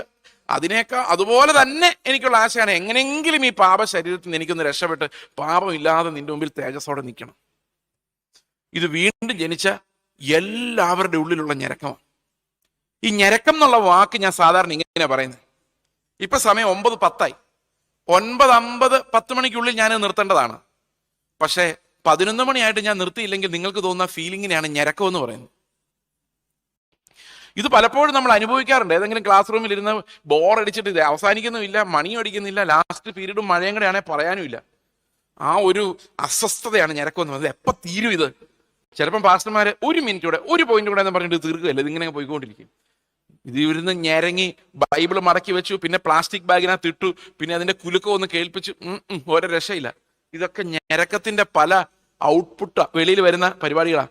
പ്രിയ സഹോദരങ്ങൾ, ഇങ്ങനെയുള്ള പല ഞരക്കങ്ങളും, പണമില്ലാത്ത ഞരക്കം, രോഗം എന്നുള്ള ഞരക്കം, ഇതെല്ലാം നമ്മൾ അനുഭവിച്ചിട്ടുണ്ടാവാം. എപ്പോഴെങ്കിലും യേശുവിനെ പോലെ ആകാനുള്ള ഒരു ഞരക്കം തോന്നിയിട്ടുണ്ടോ? ഒന്ന് പ്രാർത്ഥിക്കുമ്പോൾ, കർത്താവേ നീ പ്രാർത്ഥിച്ച പോലെ ഒന്ന് പ്രാർത്ഥിക്കാൻ, ഒരു നിമിഷം നീ സ്നേഹിച്ച പോലെ ഈ ജനത്തെ ഒന്ന് നോക്കാൻ, ഒരു നിമിഷം എൻ്റെ അടുത്തിരിക്കുന്ന ശത്രുവിനോട് നീ ക്ഷമിച്ച പോലെ ഒന്ന് ക്ഷമിക്കാൻ ഉള്ളിൽ ഞരങ്ങിയിട്ടുണ്ടോ? യേശുവിനെ പോലെ ആകാനുള്ള ഒരു മോഹം എപ്പോഴെങ്കിലും തോന്നിയിട്ടുണ്ടെങ്കിൽ അതിനെയാണ് ഞരക്കം എന്ന് പറയുന്നത്. ഈ ഞരക്കം പ്രത്യാശയാണ്. ഈ പ്രത്യാശ ഉള്ളവർക്കെല്ലാം ദൈവം സൗജന്യമായി നൽകുന്ന ഒരു കാര്യമാണ്. നിങ്ങൾ എന്തിനു വേണ്ടി ഞരങ്ങുന്നോ അത് നിങ്ങൾക്ക് ഉറപ്പായിട്ടും ലഭിച്ചിരിക്കും. നമുക്ക് എന്തുകൊണ്ടാ ഉറപ്പില്ലാത്തതെന്നറിയോ? നമ്മുടെ മോഹമെല്ലാം വേറൊരു സ്ഥലത്താണ് കിടക്കുന്നത്. ഈ നാശിക്കുന്നതിന്റെ ഉറപ്പല്ല സഭകളിൽ പ്രസംഗിക്കപ്പെടുന്നത്, മോഹിക്കുന്നതിന്റെ ഉറപ്പാണ്. ഈ മോഹങ്ങളുടെ കച്ചവടമാണ് ഇന്ന് നടക്കുന്നത്. ഈ മോഹങ്ങളുടെ കച്ചവടം നിങ്ങൾ പ്രൊമോട്ട് ചെയ്യുന്നത് കൊണ്ടാണ്. ഒരു 100 വർഷം അല്ല, ഒരു 50 വർഷം മുമ്പ് ഒരു ഉപദേശി സുവിശേഷ വേലയ്ക്ക് ഇറങ്ങി അവൻ പണം സമ്പാദിച്ചു കഴിഞ്ഞാൽ അവൻ കള്ളനാകട്ടോ എന്ന് എല്ലാവരും പറയുമായിരുന്നു. ഇന്നിപ്പോ പണം സമ്പാദിച്ചില്ലെങ്കിൽ അവൻ എന്തോ കുഴപ്പമുണ്ടെന്ന് ചിന്തിക്കും. The world has changed. ലോകത്തോടുള്ള നമ്മുടെ മനോഭാവം മാറി. ഇന്ന് ലോകത്തെ എങ്ങനെ വിഴുങ്ങാമെന്ന്, ലോകം നമ്മളെ വിഴുങ്ങുമല്ല, നമ്മൾ ലോകത്തെ വിഴുങ്ങാൻ ആർത്തിയോട് ഓടുകയാണ് ചെയ്യുന്നത്. അതുകൊണ്ടാണ് വിശ്വാസത്തിന്റെ ഒരു ഭാഗം, പ്രത്യാശ എന്ന് പറയുന്നത് ഇല്ലാതെ പോയത്. നിങ്ങൾക്കറിയാമോ, പണ്ടത്തെ പാട്ടുകളിലെല്ലാം ഏത് പാട്ട് എഴുതിയാലും അതിന്റെ അവസാനം ഒരു പ്രത്യാശയുടെ പാരഗ്രാഫ് ഇല്ലാതെ അവർക്ക് അവസാനിപ്പിക്കാൻ പറ്റുകയില്ലായിരുന്നു. ഇന്ന് പാട്ട് എഴുതുന്നത് ഭക്തന്മാരല്ല, വർഷിപ്പ് ലീഡേഴ്സാണ്. അവർക്ക് പ്രത്യാശയൊന്നുമല്ല കാര്യം, കുറച്ച് നേരത്തേക്ക് ഈ ആൾക്കാരൊന്ന് വൈബ്രേഷനിൽ എത്തിക്കണം, അതാണ് അവരുടെ പ്രശ്നം. അതിനു വേണ്ടിയുള്ള ഹോണ്ടിങ് റിതംസ് അവർ കണ്ടുപിടിക്കും. പ്രിയ സഹോദരങ്ങളെ, വേദനയോടെ കർത്താവിന് വേണ്ടി ഞരങ്ങിക്കൊണ്ട് കാത്തിരുന്ന വിശുദ്ധന്മാരെഴുതുന്ന പാട്ടുകൾ ഇന്ന് ഉണ്ടാകുന്നില്ല. കാരണം ആ കാറ്റ് ഞാൻ നേരത്തെ പറഞ്ഞ പോലെ അടിക്കുന്നില്ല എന്നുള്ളതാണ് അതിന്റെ കാരണം. നമ്മൾ വളരെയധികം ഒഴുകിപ്പോയിരിക്കുന്നു. We have drifted far far away from the Lord. അത് നമ്മൾ മനസ്സിലാക്കണം. ഫെയ്ത്തിന്റെ അർത്ഥത്തിന് നമ്മൾ മാറിപ്പോയിരിക്കുന്നു. This was not the faith that was preached by the apostles. ഇന്ന് നമ്മൾ വിശ്വാസം എന്ന് പറയുന്ന ആ വിശ്വാസമല്ല അപ്പോസ്തലന്മാർ പ്രസംഗിച്ചുകൊണ്ട് നടന്ന വിശ്വാസം. ആ വിശ്വാസത്തിന്റെ നിർവചനത്തിൽ നമ്മൾ ഒത്തിരി ഒഴുകിപ്പോയിട്ടുണ്ട്. We have to come back, we have to get back. കാരണം ഈ വിശ്വാസം ഇല്ലാതെ ദൈവത്തെ പ്രസാദിപ്പിക്കാനോ പാപത്തെ ജയിക്കാനോ സാധിക്കില്ല. ഇത് എന്തുകൊണ്ടാണ് ഈ ഫെയ്ത്ത് ഇത്രയും ഇമ്പോർട്ടന്റ് ആയിരിക്കുന്നത്? അതിന്റെ രണ്ടാമത്തെ ഭാഗം ആശിക്കുന്നതിന്റെ ഉറപ്പെന്ന് പറഞ്ഞു കഴിഞ്ഞാൽ അതിന്റെ രണ്ടാമത്തെ ഭാഗം ഇതാണ്: കാണാത്ത കാര്യങ്ങളുടെ നിശ്ചയം, evidences of things not seen. ഇവിടെ നമ്മൾ ഇതിനെ മനസ്സിലാക്കേണ്ടത് കാണാത്ത കാര്യങ്ങൾ എന്താണെന്ന് കണ്ടുപിടിച്ചുകൊണ്ടാണ്. ഇപ്പൊ നമുക്ക് ഇല്ലാത്ത കാര്യവും കാണാത്ത കാര്യവും തമ്മിലുള്ള വ്യത്യാസം എന്താ? ഇല്ലാത്ത കാര്യം, ഇപ്പൊ ഈ ഹാളിൽ ഇല്ലാത്ത ഒരു കാര്യം പറയാം. ഇവിടെ ഇപ്പൊ പ്രത്യേകിച്ച് ഒന്നും സെൻസ് ചെയ്യുന്നുണ്ടാവില്ല, എല്ലാം ഉണ്ട്. എനിക്കിപ്പോ ഇതിനകത്ത് നീഡൊന്നും തോന്നുന്നില്ല. നിങ്ങൾക്ക് എന്തെങ്കിലും ഒരു നീഡ് മനസ്സിൽ സങ്കല്പിച്ചേ, ഇല്ലാത്ത ഒരു കാര്യം. ഓക്കെ, ഇവിടെ വേണമെങ്കിൽ ഒരു ഫ്രിഡ്ജ് കൊണ്ടു വെക്കാം, വേണ്ട ആവശ്യമില്ല, എന്നാൽ ഇല്ലാത്ത കാര്യം അല്ലേ? പ്രാർത്ഥിച്ച ഫ്രിഡ്ജ് വരുമോ? ശരി, ഇല്ലാത്ത കാര്യം. അടുത്ത കാണാത്ത കാര്യം. ഈ ഹോളിൽ ഉണ്ട് പക്ഷെ കാണുന്നില്ല, അങ്ങനെ ഒരു കാര്യമുണ്ടോ? എന്തായിരിക്കും? വായു ഈ ഹോളിൽ ഉണ്ട്, കാണുന്നില്ല. കർത്താവ് യേശുമിശിഹാ ഈ ഹോളിൽ ഉണ്ട്, ഉണ്ടോ? ഉണ്ട്. 2 or 3 പേർ എവിടെ കൂടിയാൽ അവരുടെ നടുവിൽ ആരുണ്ട്? കർത്താവുണ്ട്. കാണുന്നുണ്ടോ? ഇല്ല. ഈ വിശ്വാസം എന്ന് പറയുന്നത് മോഹിക്കുന്നതിന്റെ ഉറപ്പും ഇല്ലാത്ത കാര്യങ്ങളുടെ നിശ്ചയവുമാണോ, അതോ ആശിക്കുന്നതിന്റെ ഉറപ്പും കാണാത്ത കാര്യങ്ങളുടെ നിശ്ചയമാണോ? നിങ്ങൾ വിശ്വസിച്ചാൽ എന്ത് കിട്ടുമെന്നാ നിങ്ങൾ കേട്ടിട്ടുള്ളത്? ഇല്ലാത്ത കാര്യം കിട്ടുമെന്നാണോ, കാണാത്ത കാര്യം കാണാൻ പറ്റുമെന്നാണോ? എന്താ നിങ്ങൾ കേട്ടിട്ടുള്ളത്? നിങ്ങൾ എങ്ങോട്ട് ഒഴുകി പോയിരിക്കുന്നത്? ആ അർത്ഥത്തിൽ നിന്ന് എങ്ങോട്ടാ പോയിരിക്കുന്നത്? ഇന്ന് വിശ്വാസം എന്ന് വിശ്വസിക്കപ്പെടുന്നേ, ദൈവം വീട് തരും, ദൈവം വീട് തരും. പക്ഷെ അതല്ല രക്ഷാകരമായ വിശ്വാസം. ആ വിശ്വാസം കൊണ്ടുള്ള പ്രയോജനം എന്താണെന്നറിയോ? വീട് കിട്ടും, ആ പ്രയോജനമുള്ളൂ. ഞാൻ പലപ്പോഴും ആലോചിക്കാറുണ്ട്, ഇവിടെ നമ്മൾ പറയുന്ന വിശ്വാസം കൊണ്ടുള്ള പ്രയോജനം ഇവിടെ ഉള്ളൂ. ദൈവം നടത്തും, ഉറപ്പായിട്ടും നടത്തും. പക്ഷെ അതുകൊണ്ട് സ്വർഗ്ഗത്തിൽ പോകാൻ പറ്റില്ല. ദൈവം വയറുവേദന മാറ്റും, വയറുവേദന മാറും, അത്രേ ഉള്ളൂ. ഞാൻ ദൈവം എന്റെ വയറുവേദന മാറ്റുമെന്ന് വിശ്വസിച്ചു, അതുകൊണ്ട് എന്നെ സ്വർഗ്ഗത്തിൽ കൊണ്ടുവന്ന് നടക്കുകയില്ല. അതല്ല സ്വർഗ്ഗത്തിൽ പോകുന്ന വിശ്വാസം, വയറുവേദന മാറുന്ന വിശ്വാസം. അത് കടഭാരങ്ങൾ മാറും എന്നുള്ള വിശ്വാസം, കടഭാരം മാറ്റാൻ കൊള്ളാം. അവന് നല്ല വിശ്വാസമാണ് ബ്രദറെ, അവൻ പരീക്ഷയ്ക്ക് പഠിച്ചിട്ടില്ലെങ്കിലും കർത്താവ് ജയിപ്പിക്കുന്നു പറഞ്ഞുകൊണ്ടിരിക്കുക. ആ വിശ്വാസം പരീക്ഷ ജയിക്കാൻ കൊള്ളാം, സ്വർഗത്തിൽ പോകാൻ കൊള്ളുകയില്ല. കടഭാരം മാറ്റും, രോഗം മാറ്റും. ഇതെല്ലാം സത്യ ദൈവത്തിൽ വിശ്വാസമില്ലാത്ത വിഗ്രഹങ്ങളെ ആരാധിക്കുന്നത് വരെ അവർ കരുതുന്ന വിശ്വാസങ്ങൾ. അതെല്ലാം ഇതിന്റെ ഒരു നല്ല മോഡൽ നമ്മുടെ ഇടയിൽ ഉണ്ടെന്നുള്ളതേ ഉള്ളൂ. നിങ്ങൾ എന്തിനാണ് വിശ്വാസം എന്ന് വിളിക്കുന്നത്? Is it about things you don't have, or is it about things that you cannot see? ഇവിടെ പറയുന്നത് കാണാത്ത കാര്യങ്ങളുടെ എവിഡൻസ് ആണ് ഫെയ്ത്ത് എന്ന എവിഡൻസ്. ഈ എവിഡൻസിലേക്ക് നമ്മൾ വരുമ്പോഴാണ് എങ്ങനെയാണ് നമ്മുടെ പാപത്തിനുള്ള മറുപടി കർത്താവ് കൊടുത്തതെന്ന് നമുക്ക് മനസ്സിലാകും. എന്താണ് കാണാത്ത കാര്യങ്ങൾ? 2 കൊരിന്ത്യർ ലേഖനം 4-ാം അധ്യായത്തിന്റെ 18-ാം വാക്യം, 2 Corinthians chapter 4 verse 18. ഇതാണ് കാണാത്ത കാര്യങ്ങൾ. എന്താണ് കാണാത്ത കാര്യങ്ങൾ? കാണുന്നതിനെ അല്ല, കാണാത്തതിനെ അത്രേ ഞങ്ങൾ നോക്കിക്കൊണ്ടിരിക്കുന്നത്. കാണുന്നത് താൽക്കാലികം, കാണാത്തതോ നിത്യം. അപ്പൊ കാണാത്ത കാര്യങ്ങൾ എന്ത് കാര്യങ്ങളാ? നിത്യമായ കാര്യങ്ങളാ, ഇറ്റേണൽ കാര്യങ്ങളാ. അപ്പൊ നിത്യമായ കാര്യങ്ങൾ നമുക്ക് കാണാൻ പറ്റില്ല, പക്ഷെ അത് കാണാനായി നമ്മുടെ അകക്കണ്ണ് പ്രകാശിക്കുന്നതിനെയാണ് ഫെയ്ത്ത് എന്ന് പറയുന്നത്. മനസ്സിലാവുന്നുണ്ടോ ഞാൻ പറയുന്നത്? നിങ്ങളുടെ ഹൃദയ ദൃഷ്ടി പ്രകാശിച്ചിട്ട് നിങ്ങൾക്ക് വരുവാനുള്ള നിത്യത എന്താണെന്ന് കാണാൻ പറ്റുന്നതിനെയാണ് ദൈവികമായ വിശ്വാസം എന്ന് പറയുന്നത്. അത് ക്രിസ്തുവിലുള്ളവർക്ക് മാത്രം ലഭിക്കുന്നതാണ്, വേറൊരു മതത്തിലുമില്ല. സാമാന്യ കൃപയല്ല, അത് പ്രത്യേകമായ കൃപയാണ്, അത് എല്ലാവർക്കും ഇല്ല. എന്താണ് ഈ കാണാത്ത കാര്യങ്ങൾ? നിത്യമായ കാര്യങ്ങൾ, eternal things. What are the eternal things? നിത്യമായ കാര്യങ്ങൾ എന്ന് പറഞ്ഞാൽ എന്താ? ഈ നിത്യമായ കാര്യങ്ങളെ കുറിച്ച് നമ്മൾ ചിന്തിക്കുമ്പോൾ ആദ്യം നമ്മൾ മനസ്സിലാക്കേണ്ടത് the relationship between time and eternity. ദൈവം ആദ്യം സൃഷ്ടിക്കുന്നത് സമയത്തെയാണ്, പിന്നെയാണ് ആകാശവും ഭൂമി ഉണ്ടാകുന്നത്. In the beginning God created heavens and the earth. അതുവരെ അനാദിയാണ്. ടൈം ഇല്ല, ഡേ ഇല്ല, കോസ്മിക് ഡേ പോലും ഇല്ല, ഒന്നുമില്ല, ശൂന്യതയാണ്. പിതാവും പുത്രനും പരിശുദ്ധാത്മാവും മാത്രമേ ഉള്ളൂ. അവിടെ ത്രിയേകത്വം ഇല്ലെങ്കിൽ പിന്നെ ദൈവം സ്നേഹമാണെന്ന് പോലും നമുക്ക് പറയാൻ പറ്റില്ലായിരുന്നു. കാരണം ആരും ഇല്ലാത്ത ദൈവം ആരെ സ്നേഹിക്കാൻ? ത്രിയേകത്വം എന്ന് പറയുന്നത് എന്തിനാ വെച്ചാൽ ദൈവത്തിന്റെ ഫുൾനെസ് ഒരു ത്രിയേക ദൈവത്തിലൂടെ മാത്രമേ നമുക്ക് അവന്റെ മോറൽ ഗുണങ്ങളുടെ പെർഫെക്ഷനെ കുറിച്ച് പറയാൻ പറ്റുള്ളൂ. പിതാവും പുത്രനും പരിശുദ്ധാത്മാവും മാത്രം ഉള്ള ആ അനാദിയ സമയത്ത് ദൈവം പറയാണ്, let the clock start moving, time ഉണ്ടാകട്ടെ. ഈ സമയം ഉണ്ടായപ്പോൾ സമയത്തിനകത്താണ് ആകാശവും ഭൂമിയും നമ്മൾ ഇന്ന് കാണുന്ന സകല വസ്തുക്കളും പ്രപഞ്ചവും ഉണ്ടായത്. ഇൻ ടൈമാണ്, അകത്ത്, സമയത്തിനകത്താണ്. നിത്യത എന്ന് പറയുന്നത് സമയത്തിനകത്തല്ല, സമയത്തിന്റെ പുറത്താണ്. ടൈമിനകത്തുണ്ടാകുന്ന എല്ലാ കാര്യങ്ങളും താൽക്കാലികമാണ്. ടൈം പോകുമ്പോൾ അതും പോവും. അവസാനം കാലം തീരുമ്പോൾ ഈ സൃഷ്ടി മുഴുവൻ ഇല്ലാതായി പോവും. കാണാവുന്നതെല്ലാം പോവും, താൽക്കാലികമാണ്. ഇത് സത്യത്തിൽ ബൈബിൾ ഇങ്ങനെ പറഞ്ഞിട്ടുണ്ടെങ്കിലും ശാസ്ത്രത്തിന് ഇത് പറയാൻ 20-ാം നൂറ്റാണ്ട് വരെ കാത്തിരിക്കേണ്ടി വന്നു. 20-ാം നൂറ്റാണ്ടിലാണ് ആൽബർട്ട് ഐൻസ്റ്റീൻ എന്ന് പറഞ്ഞൊരു ശാസ്ത്രജ്ഞൻ, പുള്ളിയാണ് ആപേക്ഷികതാ സിദ്ധാന്തം കണ്ടുപിടിക്കുന്നത്. ഈ ആപേക്ഷിക സിദ്ധാന്തം കണ്ടുപിടിച്ച പുള്ളി ഇങ്ങനെ നാട് നീളം പോയി പുള്ളി പ്രസംഗിക്കും. ഇപ്പോൾ ഇത് പക്ഷെ ആർക്കും മനസ്സിലാവില്ല. ഇന്ന് ഇത് മനസ്സിലാവുന്ന ഒത്തിരി പേരുണ്ട്, പക്ഷെ അന്ന് ഇത് ആർക്കും മനസ്സിലാവില്ലായിരുന്നു പുള്ളി എന്താ പറയുന്നത്. ഇതാകെ മനസ്സിലാക്കിയുള്ളത് പുള്ളിയുടെ ഡ്രൈവറും പിന്നെ യൂറോപ്പിലുള്ള ഒരു ശാസ്ത്രജ്ഞനും മാത്രമാണ്. മനസ്സിലാക്കിയതല്ല, ഇത് കേട്ട് ശരിക്കും എന്താന്ന് കേട്ടിട്ടുള്ളത്, ശരിക്ക് വേണമെങ്കിൽ രണ്ടാമതൊരാളുടെ പറഞ്ഞു കൊടുക്കാവുന്ന രീതിയിൽ ഗ്രഹിച്ചിട്ടുള്ളവർ.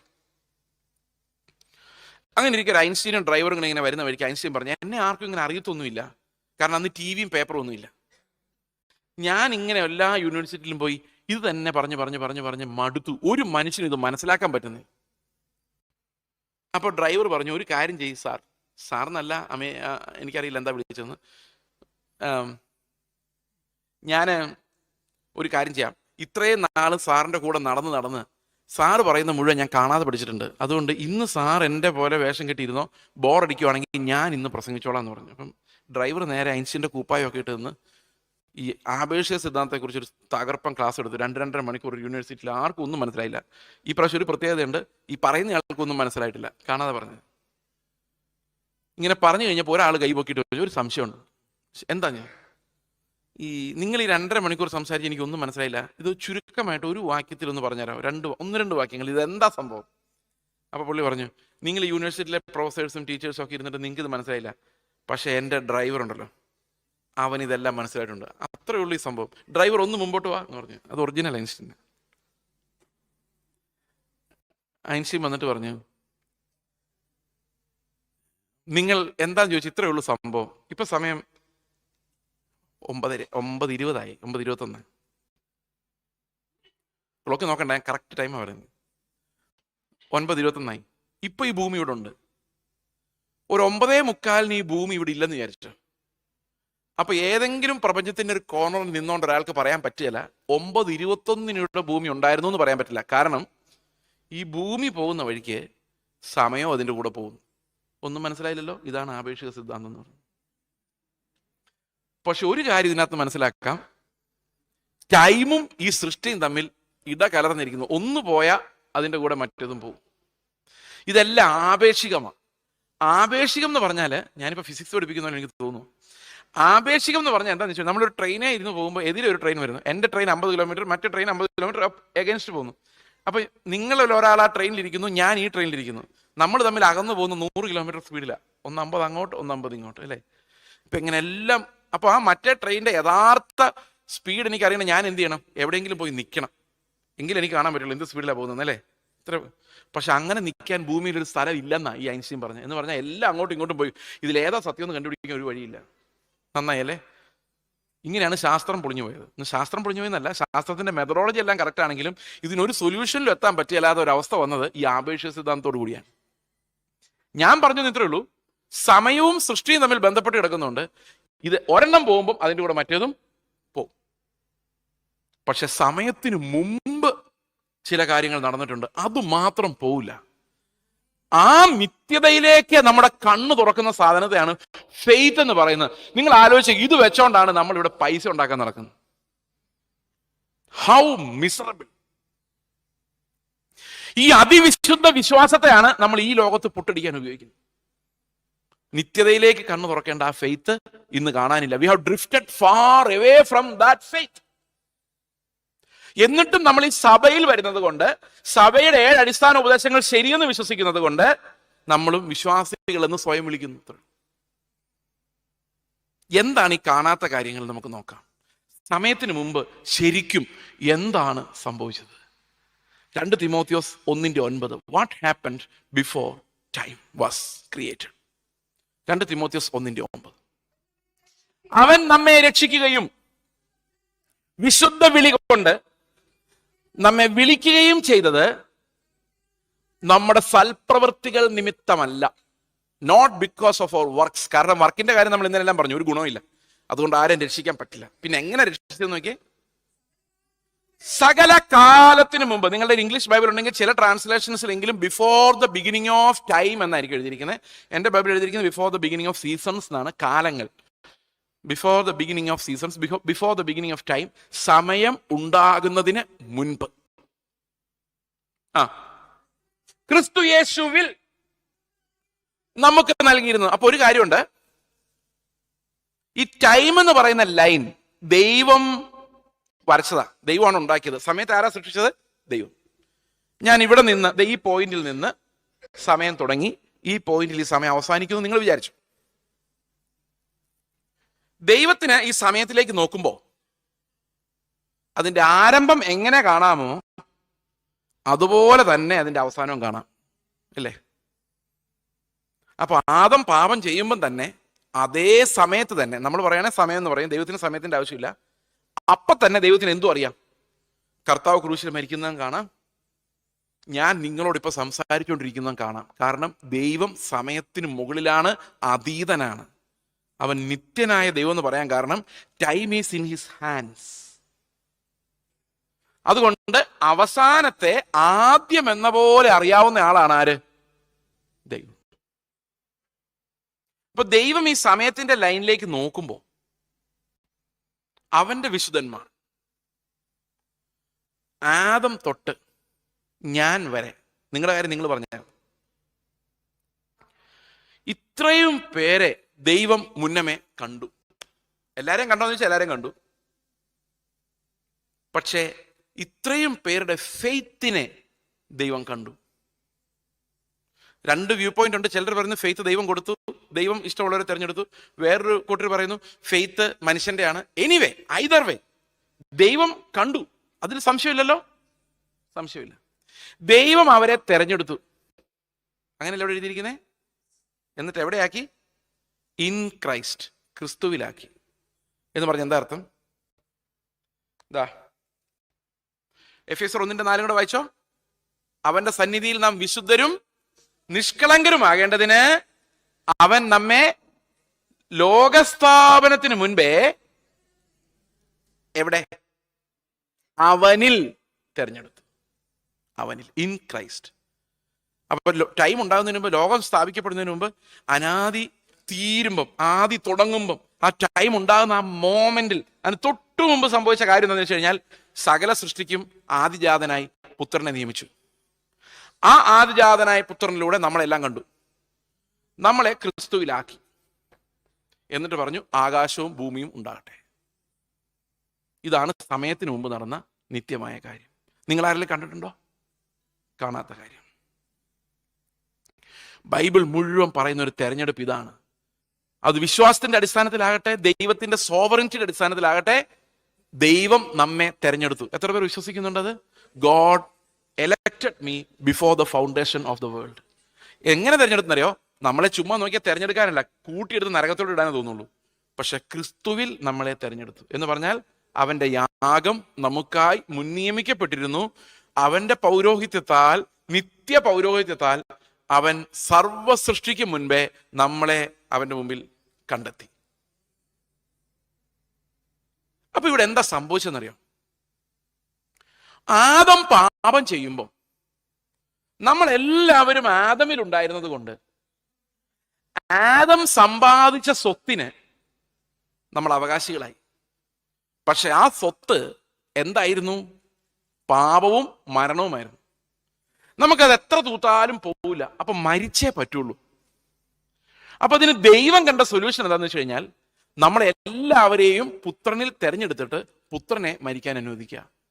അപ്പൊ പുത്രൻ മരിക്കുമ്പോൾ ആരെല്ലാം മരിച്ചു? എൻ്റെ ആദാമ്യ ശാപം, ആ മരണം യേശു കാൽവരിയിൽ പിടഞ്ഞു മരിക്കുമ്പോൾ ഞാൻ അവൻ്റെ ഉള്ളിലുണ്ടായിരുന്നതുകൊണ്ട് എൻ്റെ മരണമായി അത് കണക്കിട്ടു. ബൈബിളിൽ അങ്ങനെ ഉണ്ടോ? നമുക്കൊന്ന് വായിച്ചു നോക്കാം. എൻ്റെ ആദാമ്യ പാപം എങ്ങനെയാണ് മാറിയത്? Because Christ became my second Adam and I was elected in that Adam, and when that Adam died, I died. അങ്ങനെ ആദമിന്റെ കടം ഞാൻ വീട്ടി വേറൊരാളുടെ, യേശുക്രിസ്തുവിലൂടെ വീട്ടിയോ? യേശുക്രിസ്തുവിന്റെ മരണം എന്ത് സംഭവിച്ചു? നമുക്ക് നോക്കാം. റോമാലേഖനം 6:6. യേശു മരിച്ചപ്പോൾ എന്താ സംഭവിച്ചത്? when Jesus died, നാം ഇനിയും പാപത്തിന് അടിമപ്പെടാതെ വണ്ണം പാപ ശരീരത്തിന് നീക്കം വരേണ്ടതിന്, അതായത് ആ വേരിന്, ആ മരത്തിന് നീക്കം വരേണ്ടതിന്. വായിച്ചോ. നമ്മുടെ പഴയ മനുഷ്യൻ, അതായിരുന്നു ഈ വേര്, ആദമിക മനുഷ്യൻ. അവനോടുകൂടെ, അവൻ ക്രൂശിക്കപ്പെട്ടപ്പോൾ അവനോടുകൂടെ ക്രൂശിക്കപ്പെട്ടു എന്ന് നാം അറിയുന്നുണ്ടോ? കാണാത്ത കാര്യമോ? ഇതാണ് ഫെയ്ത്ത് നമ്മളെ കൊണ്ടെത്തിക്കുന്നത്. എങ്ങോട്ടാണെന്നറിയോ? എനിക്ക് പകരമുള്ള രണ്ടാമത്തെ ആദമിന്റെ മരണത്തിലൂടെ ഞാൻ ഉറപ്പായിട്ടും മരിക്കേണ്ട മരണം അവൻ മരിച്ചപ്പം ഞാൻ മരിച്ചതായി പിതാവൊക്കെ കൊണ്ടിരുന്നുള്ളതാണ്. ഇനി 2 കൊരിന്ത്യ ലേഖനം 5:14 കൂടെ വായിച്ചു. 2 കൊരിന്ത്യ ലേഖനം 5:14. ക്രിസ്തുവിന്റെ സ്നേഹം ഞങ്ങളെ നിർബന്ധിക്കുന്നു, എല്ലാവർക്കും വേണ്ടി ഒരുവൻ മരിച്ചിരിക്കെ എല്ലാവരും മരിച്ചു. ഓ, അത് ഭയങ്കരമായി പോയില്ലേ? ഒരാൾ മരിച്ചപ്പോ എന്ത് സംഭവിച്ചു? എല്ലാവരും മരിച്ചു. നിങ്ങൾ പോയി നിങ്ങളുടെ പിള്ളേർക്ക് 10 പിള്ളേരുണ്ടെന്ന് വെച്ചാൽ, നിങ്ങൾ വളർത്തുന്ന 10 പിള്ളേരുണ്ടെന്ന് വിചാരിച്ചാൽ 10 പേർക്കും കൊണ്ടുപോയി ഫീസ് അടച്ചു. കോളേജിൽ ഫീസ് അടച്ചു കഴിഞ്ഞപ്പം, ഫീസ് അടച്ചത് നിങ്ങളാണെങ്കിൽ രസീത് ആർക്കാ കിട്ടുന്നത്? രസീത് ആരുടെ പേരിലാ വരുന്നത്? പിള്ളേരുടെ പേരിലാ വരുന്നത്, അല്ലേ? യേശു കാൽവരി ക്രൂശിൽ മരിച്ചു, പക്ഷെ മരിച്ചു എന്നുള്ള രസീത് ആർക്കാ വന്നേക്കുന്നറിയോ? അവനിലുണ്ടായിരുന്ന നമുക്കാ. അതാ, ഒരാൾ മരിച്ചപ്പം, ഒരാൾ ഫീസ് അടച്ചപ്പം അവനിലുള്ള എല്ലാവരും ഫീസ് അടച്ചു. അവൻ ആർക്കു വേണ്ടി മരിച്ചോ അവരെല്ലാവരും മരിച്ചതായി സ്വർഗത്തിൽ എഴുതി. ഇപ്പൊ ചേസ് ജോസഫ് എന്നുള്ള പേരിന് നേരെ സ്വർഗത്തിൽ എഴുതിയിരിക്കുക, യേശുവിൽ അവന്റെ മരണവും ശാപവും ആദമിന്റെ അവകാശങ്ങളും അവസാനിച്ചു. He no more has to pay the debt of Adam. അങ്ങനെയാണ് നമ്മൾ റോമാലേഖനം 8-ാം അധ്യായത്തിന്റെ 3-ാം വാക്യത്തിൽ അവസാനിപ്പിച്ചത്. ജഡത്താലുള്ള ബലഹീന നിമിത്തം ന്യായപ്രമാണത്തിന് കഴിയാത്തതിനെ സാധിപ്പിക്കാൻ ദൈവം തന്റെ പുത്രനെ പാപജഡത്തിന് സദൃശ്യത്തിലും പാപനിമിത്തം അയച്ചു. പാപത്തിന് ആ ശരീരത്തിൽ മരണമെന്ന ശിക്ഷ വിധിച്ചു. നമ്മൾ രക്ഷപ്പെട്ടു. ത്രൂ ഹിസ് ഡെത്ത് നമ്മുടെ death was removed. Our death was removed. പക്ഷെ ഇവിടെ ഫെയ്ത്ത് തീരുന്നില്ല കേട്ടോ. ഇത് കാണാത്ത കാര്യം. കാൽവരിയിലെ 3 ക്രൂശ് ഉണ്ടായിരുന്നു. നടുവിലത്തെ ക്രൂശ് യേശുവിന്റെ അപ്പുറത്തിപ്പുറത്തോട്ടോ കള്ളന്മാരുടെ ആയിരുന്നു. ചരിത്രം നോക്കിയാൽ 3 പേരാ മരിച്ചത്. പക്ഷേ കാണാത്തൊരു കാഴ്ചയുണ്ട്. എന്താണെന്നറിയോ? ഈ നടുക്കത്തെ ക്രൂശിൽ എന്നെ പോലെയുള്ള ലക്ഷക്കണക്കിന് ആൾക്കാരാ മരിച്ചത്. നിങ്ങൾ കണ്ടായിരുന്നോ? കാണാത്ത കാര്യം നിങ്ങൾക്ക് ഉറപ്പുണ്ടോ? യേശുവിന്റെ കൂടെ നിങ്ങൾ മരിച്ചു എന്ന്? മരിച്ചു എന്ന് ഉറപ്പ് മാത്രം പോരാ, മരിച്ചതിന് തെളിവും വേണം. Faith is an evidence of things not seen. എന്താ എവിഡൻസ്? യേശുവിൻ്റെ കൂടെ മരിച്ചവരെ ഇവിടെ ഉണ്ടോ? എന്താണ് അതിന്റെ തെളിവ്? പറഞ്ഞാൽ പോരാ. Faith is not just an expression of something. Faith എന്ന് പറയുന്നത് it's a connection with Christ. നമുക്ക് നോക്കാം അതെന്താ സംഭവിക്കുന്നത്. യേശു കാൽവരി ക്രൂശിൽ കിടക്കുമ്പോൾ അവൻ മരിച്ചോ എന്ന് ഉറപ്പ് വരുത്താൻ, എത്ര നിർണായകമാണ് ബൈബിളിൽ ഓരോ വാക്യവും നിങ്ങൾ ആലോചിച്ച്. മരിച്ചോ എന്ന് ഉറപ്പ് വരുത്താൻ വേണ്ടി പട്ടാളക്കാർ വന്ന് അവന്റെ വിലാപ്പുറത്ത് കുത്തിയപ്പോൾ രക്തവും വെള്ളവും ഒഴുകി. അവൻ മരിച്ചായിരുന്നു. ഞാനും അവൻ്റെ കൂടെ മരിച്ചതാ. ഞാൻ മരിച്ചോന്ന് എങ്ങനെ പരിശോധിക്കുന്നറിയോ? ഓരോ കുത്തും ഞാൻ കൊള്ളുമ്പോഴത് പരീക്ഷിക്കപ്പെടുന്നത്. ഞാനും മരിച്ചതാണോ? അപ്പൊ ഈ കുത്തി നോക്കാൻ ഇഷ്ടംപോലെ ആൾക്കാർ നമ്മുടെ ചുറ്റുമുണ്ട്. ഇവൻ മരിച്ചതല്ലേ യേശുവിൻ്റെ കൂടെ, ഒന്ന് നോക്കിയേക്കാം, ഒരു കുത്ത്. ആരുടെ എന്നെ കുത്തുന്നതെന്ന് ചോദിച്ചാൽ മരിച്ചിട്ടില്ല. അയ്യോ ഇവൻ എന്നെ കുത്തുന്നേന്ന് പറഞ്ഞാൽ മരിച്ചിട്ടില്ല. അവൻ ആരുടെ എന്നെ കുത്താൻ ചോദിച്ചാൽ മരിച്ചിട്ടില്ല. ഞാനിത് ഇങ്ങോട്ട് പ്രസംഗിച്ചിട്ട് ഇറങ്ങുമ്പോൾ ഇയാൾ എന്താ പറഞ്ഞുകൊണ്ടിരുന്നത്, ഒരു വകയും മനസ്സിലായില്ല എന്ന് പറയുമ്പോൾ അവൻ ആരുടെ അങ്ങനെ പറയാൻ ചോദിച്ചാൽ ഞാൻ മരിച്ചിട്ടില്ല. ആളുകൾ പുകഴ്ത്തി പറയുമ്പോൾ നന്നായിരുന്നു കേട്ടോ ബ്രദറെ എന്ന് പറയുമ്പോൾ ആയിരുന്നല്ലേ, നാളെ വിളിക്കണേ, ഞാൻ മരിച്ചിട്ടില്ല.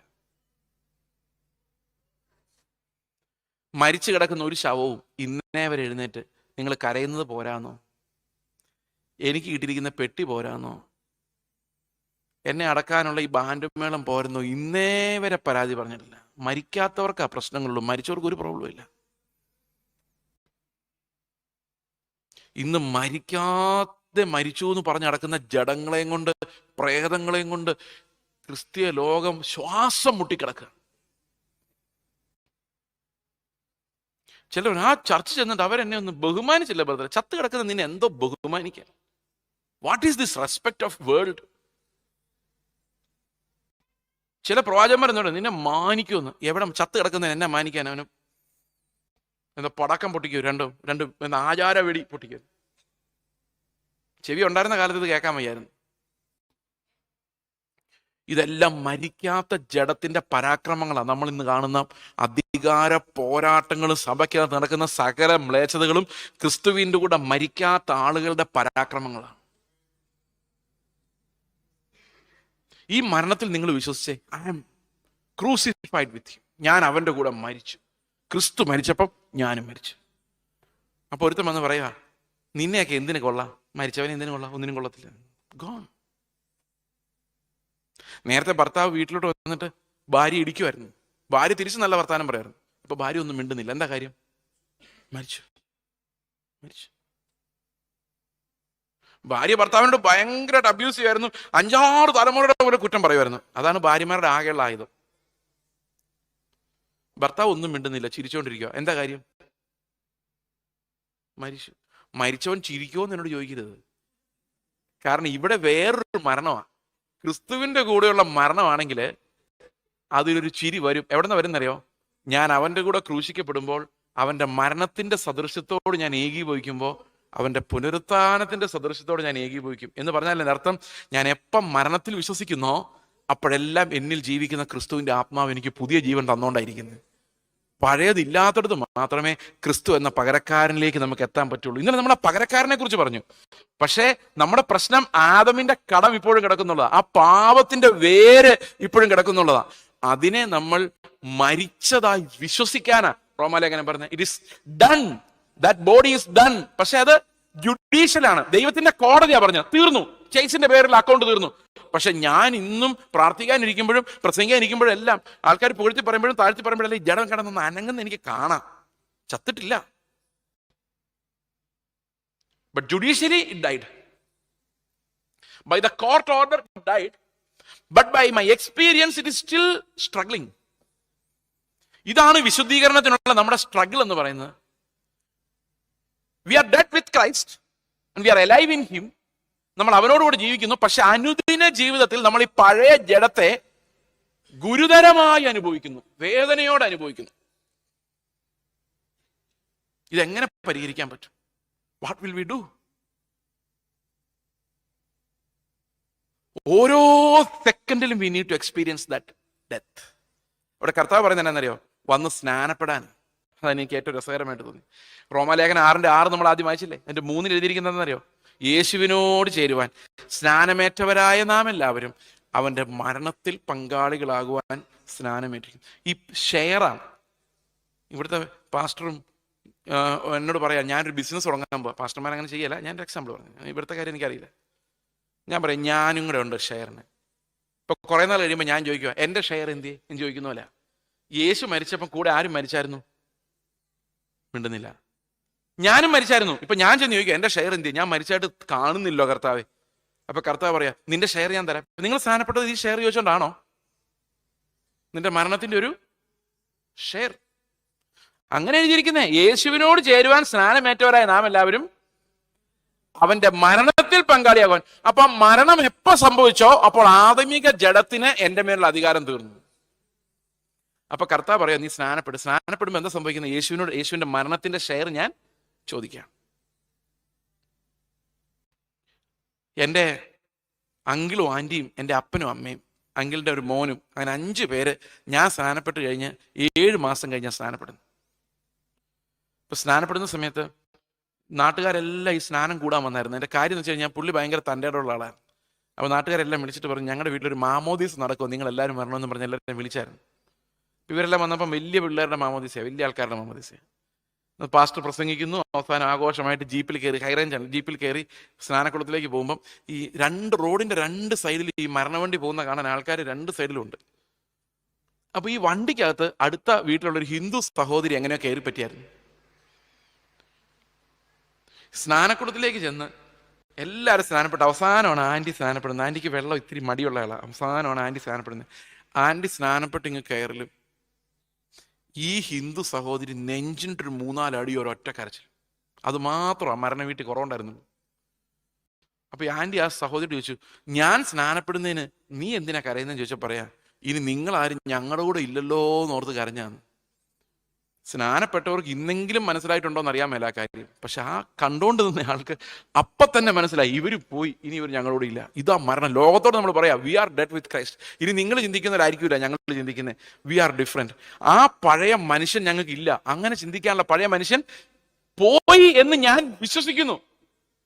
കാഴ്ചയിൽ നോക്കിയാലുണ്ട്, പക്ഷെ ഫെയ്ത്ത് എന്ന് പറയുന്ന കാഴ്ചയിലേക്കല്ല എന്നെ കൊണ്ടുപോകുന്നത്. കാൽവരി ക്രൂശിൽ യേശു മരിക്കുന്ന മരണത്തിലേക്കും അവന്റെ വിശുദ്ധീകരിക്കുന്ന രക്തത്തിലേക്കുമാണ് എന്നെ ഫെയ്ത്ത് കൊണ്ടുപോകുന്നത്. അവിടെ ഞാൻ വിശ്വസിക്കുകയാണ്, അവൻ മരിച്ചപ്പം അവന്റെ അവസാനത്തുള്ള രക്തം പിടഞ്ഞ് ലോകത്തിലേക്ക് വീണപ്പോൾ എൻ്റെ ആദമിക ജഡത്തെ ആ ക്രൂശ് കൈകാര്യം ചെയ്തു എന്ന് ഞാൻ വിശ്വസിക്കുന്നു. ഇനി എനിക്ക് ആ പഴയ ജഡത്തെ പ്രസാദിപ്പിക്കേണ്ട കാര്യമില്ല. ഈ പാപത്തിന്റെ വേരറുക്കുന്ന ഫെയ്ത്താണ്. എന്ത് ഫെയ്ത്ത് അത് അറക്കുന്നതെന്നറിയോ?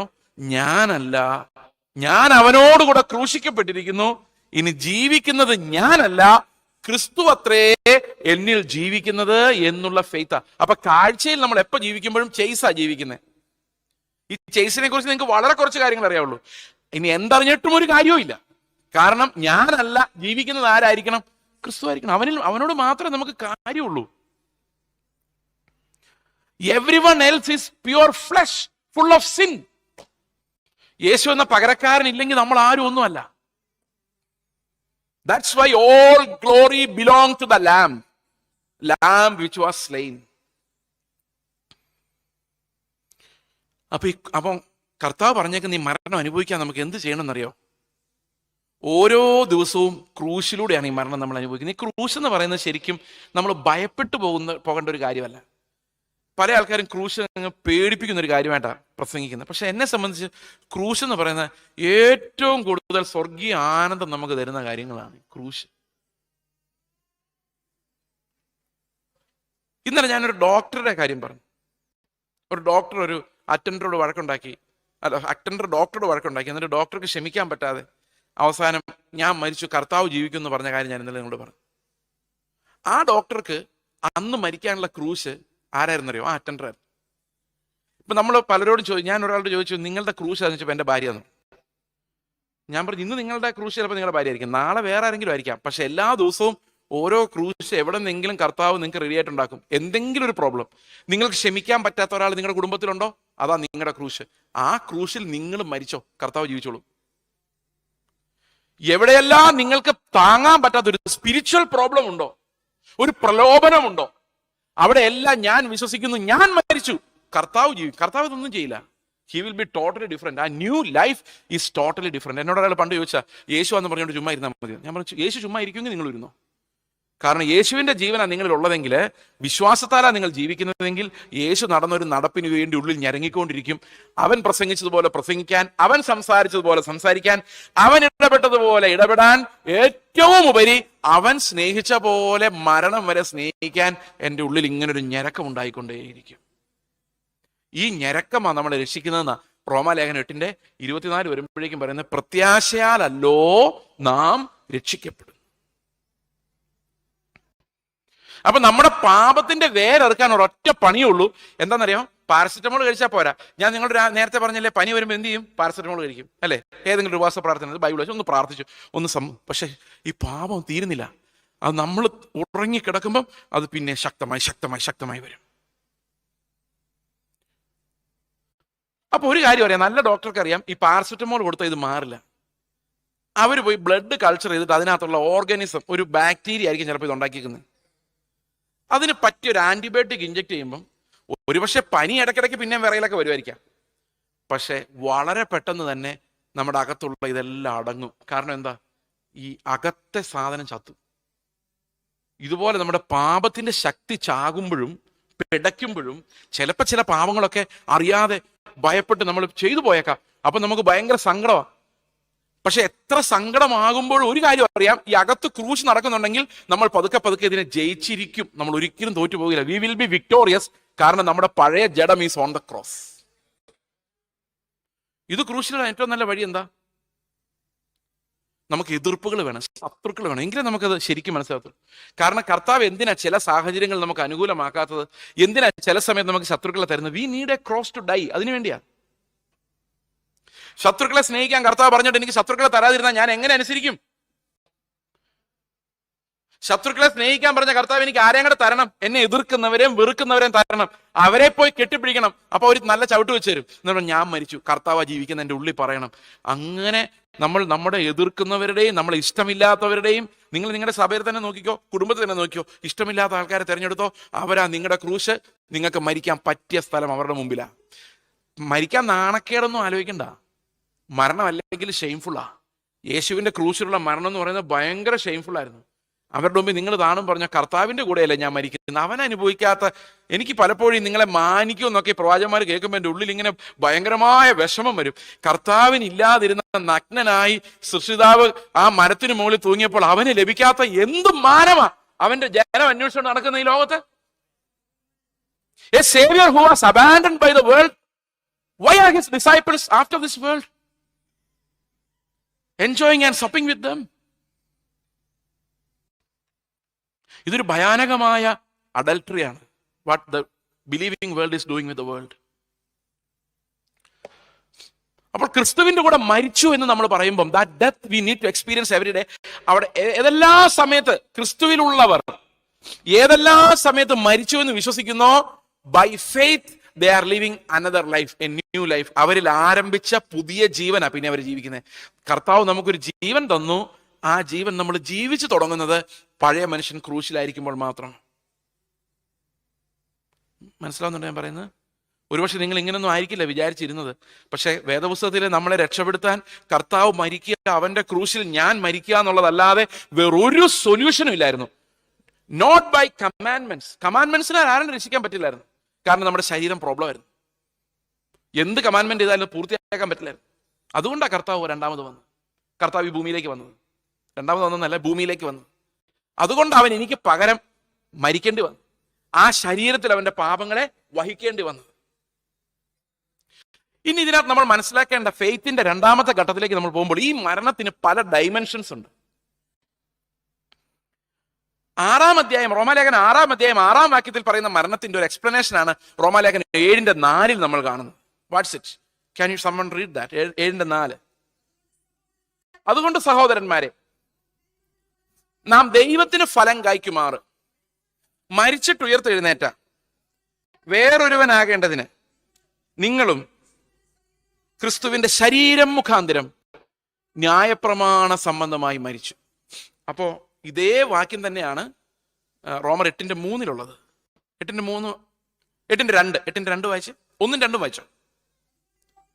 അതുകൊണ്ട് ഇപ്പോൾ ക്രിസ്തു യേശുവിൽ ഉള്ളവർക്ക് ഒരു ശിക്ഷാവിധിയുമില്ല. കാരണം എന്താ? യേശു മരിച്ചപ്പോ ആ ശിക്ഷ കഴിഞ്ഞുപോയി.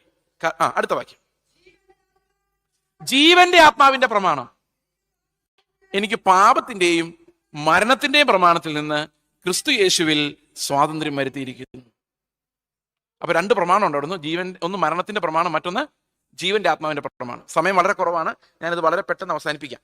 ഈ ഒരു കാര്യം കൂടെ പറയണം.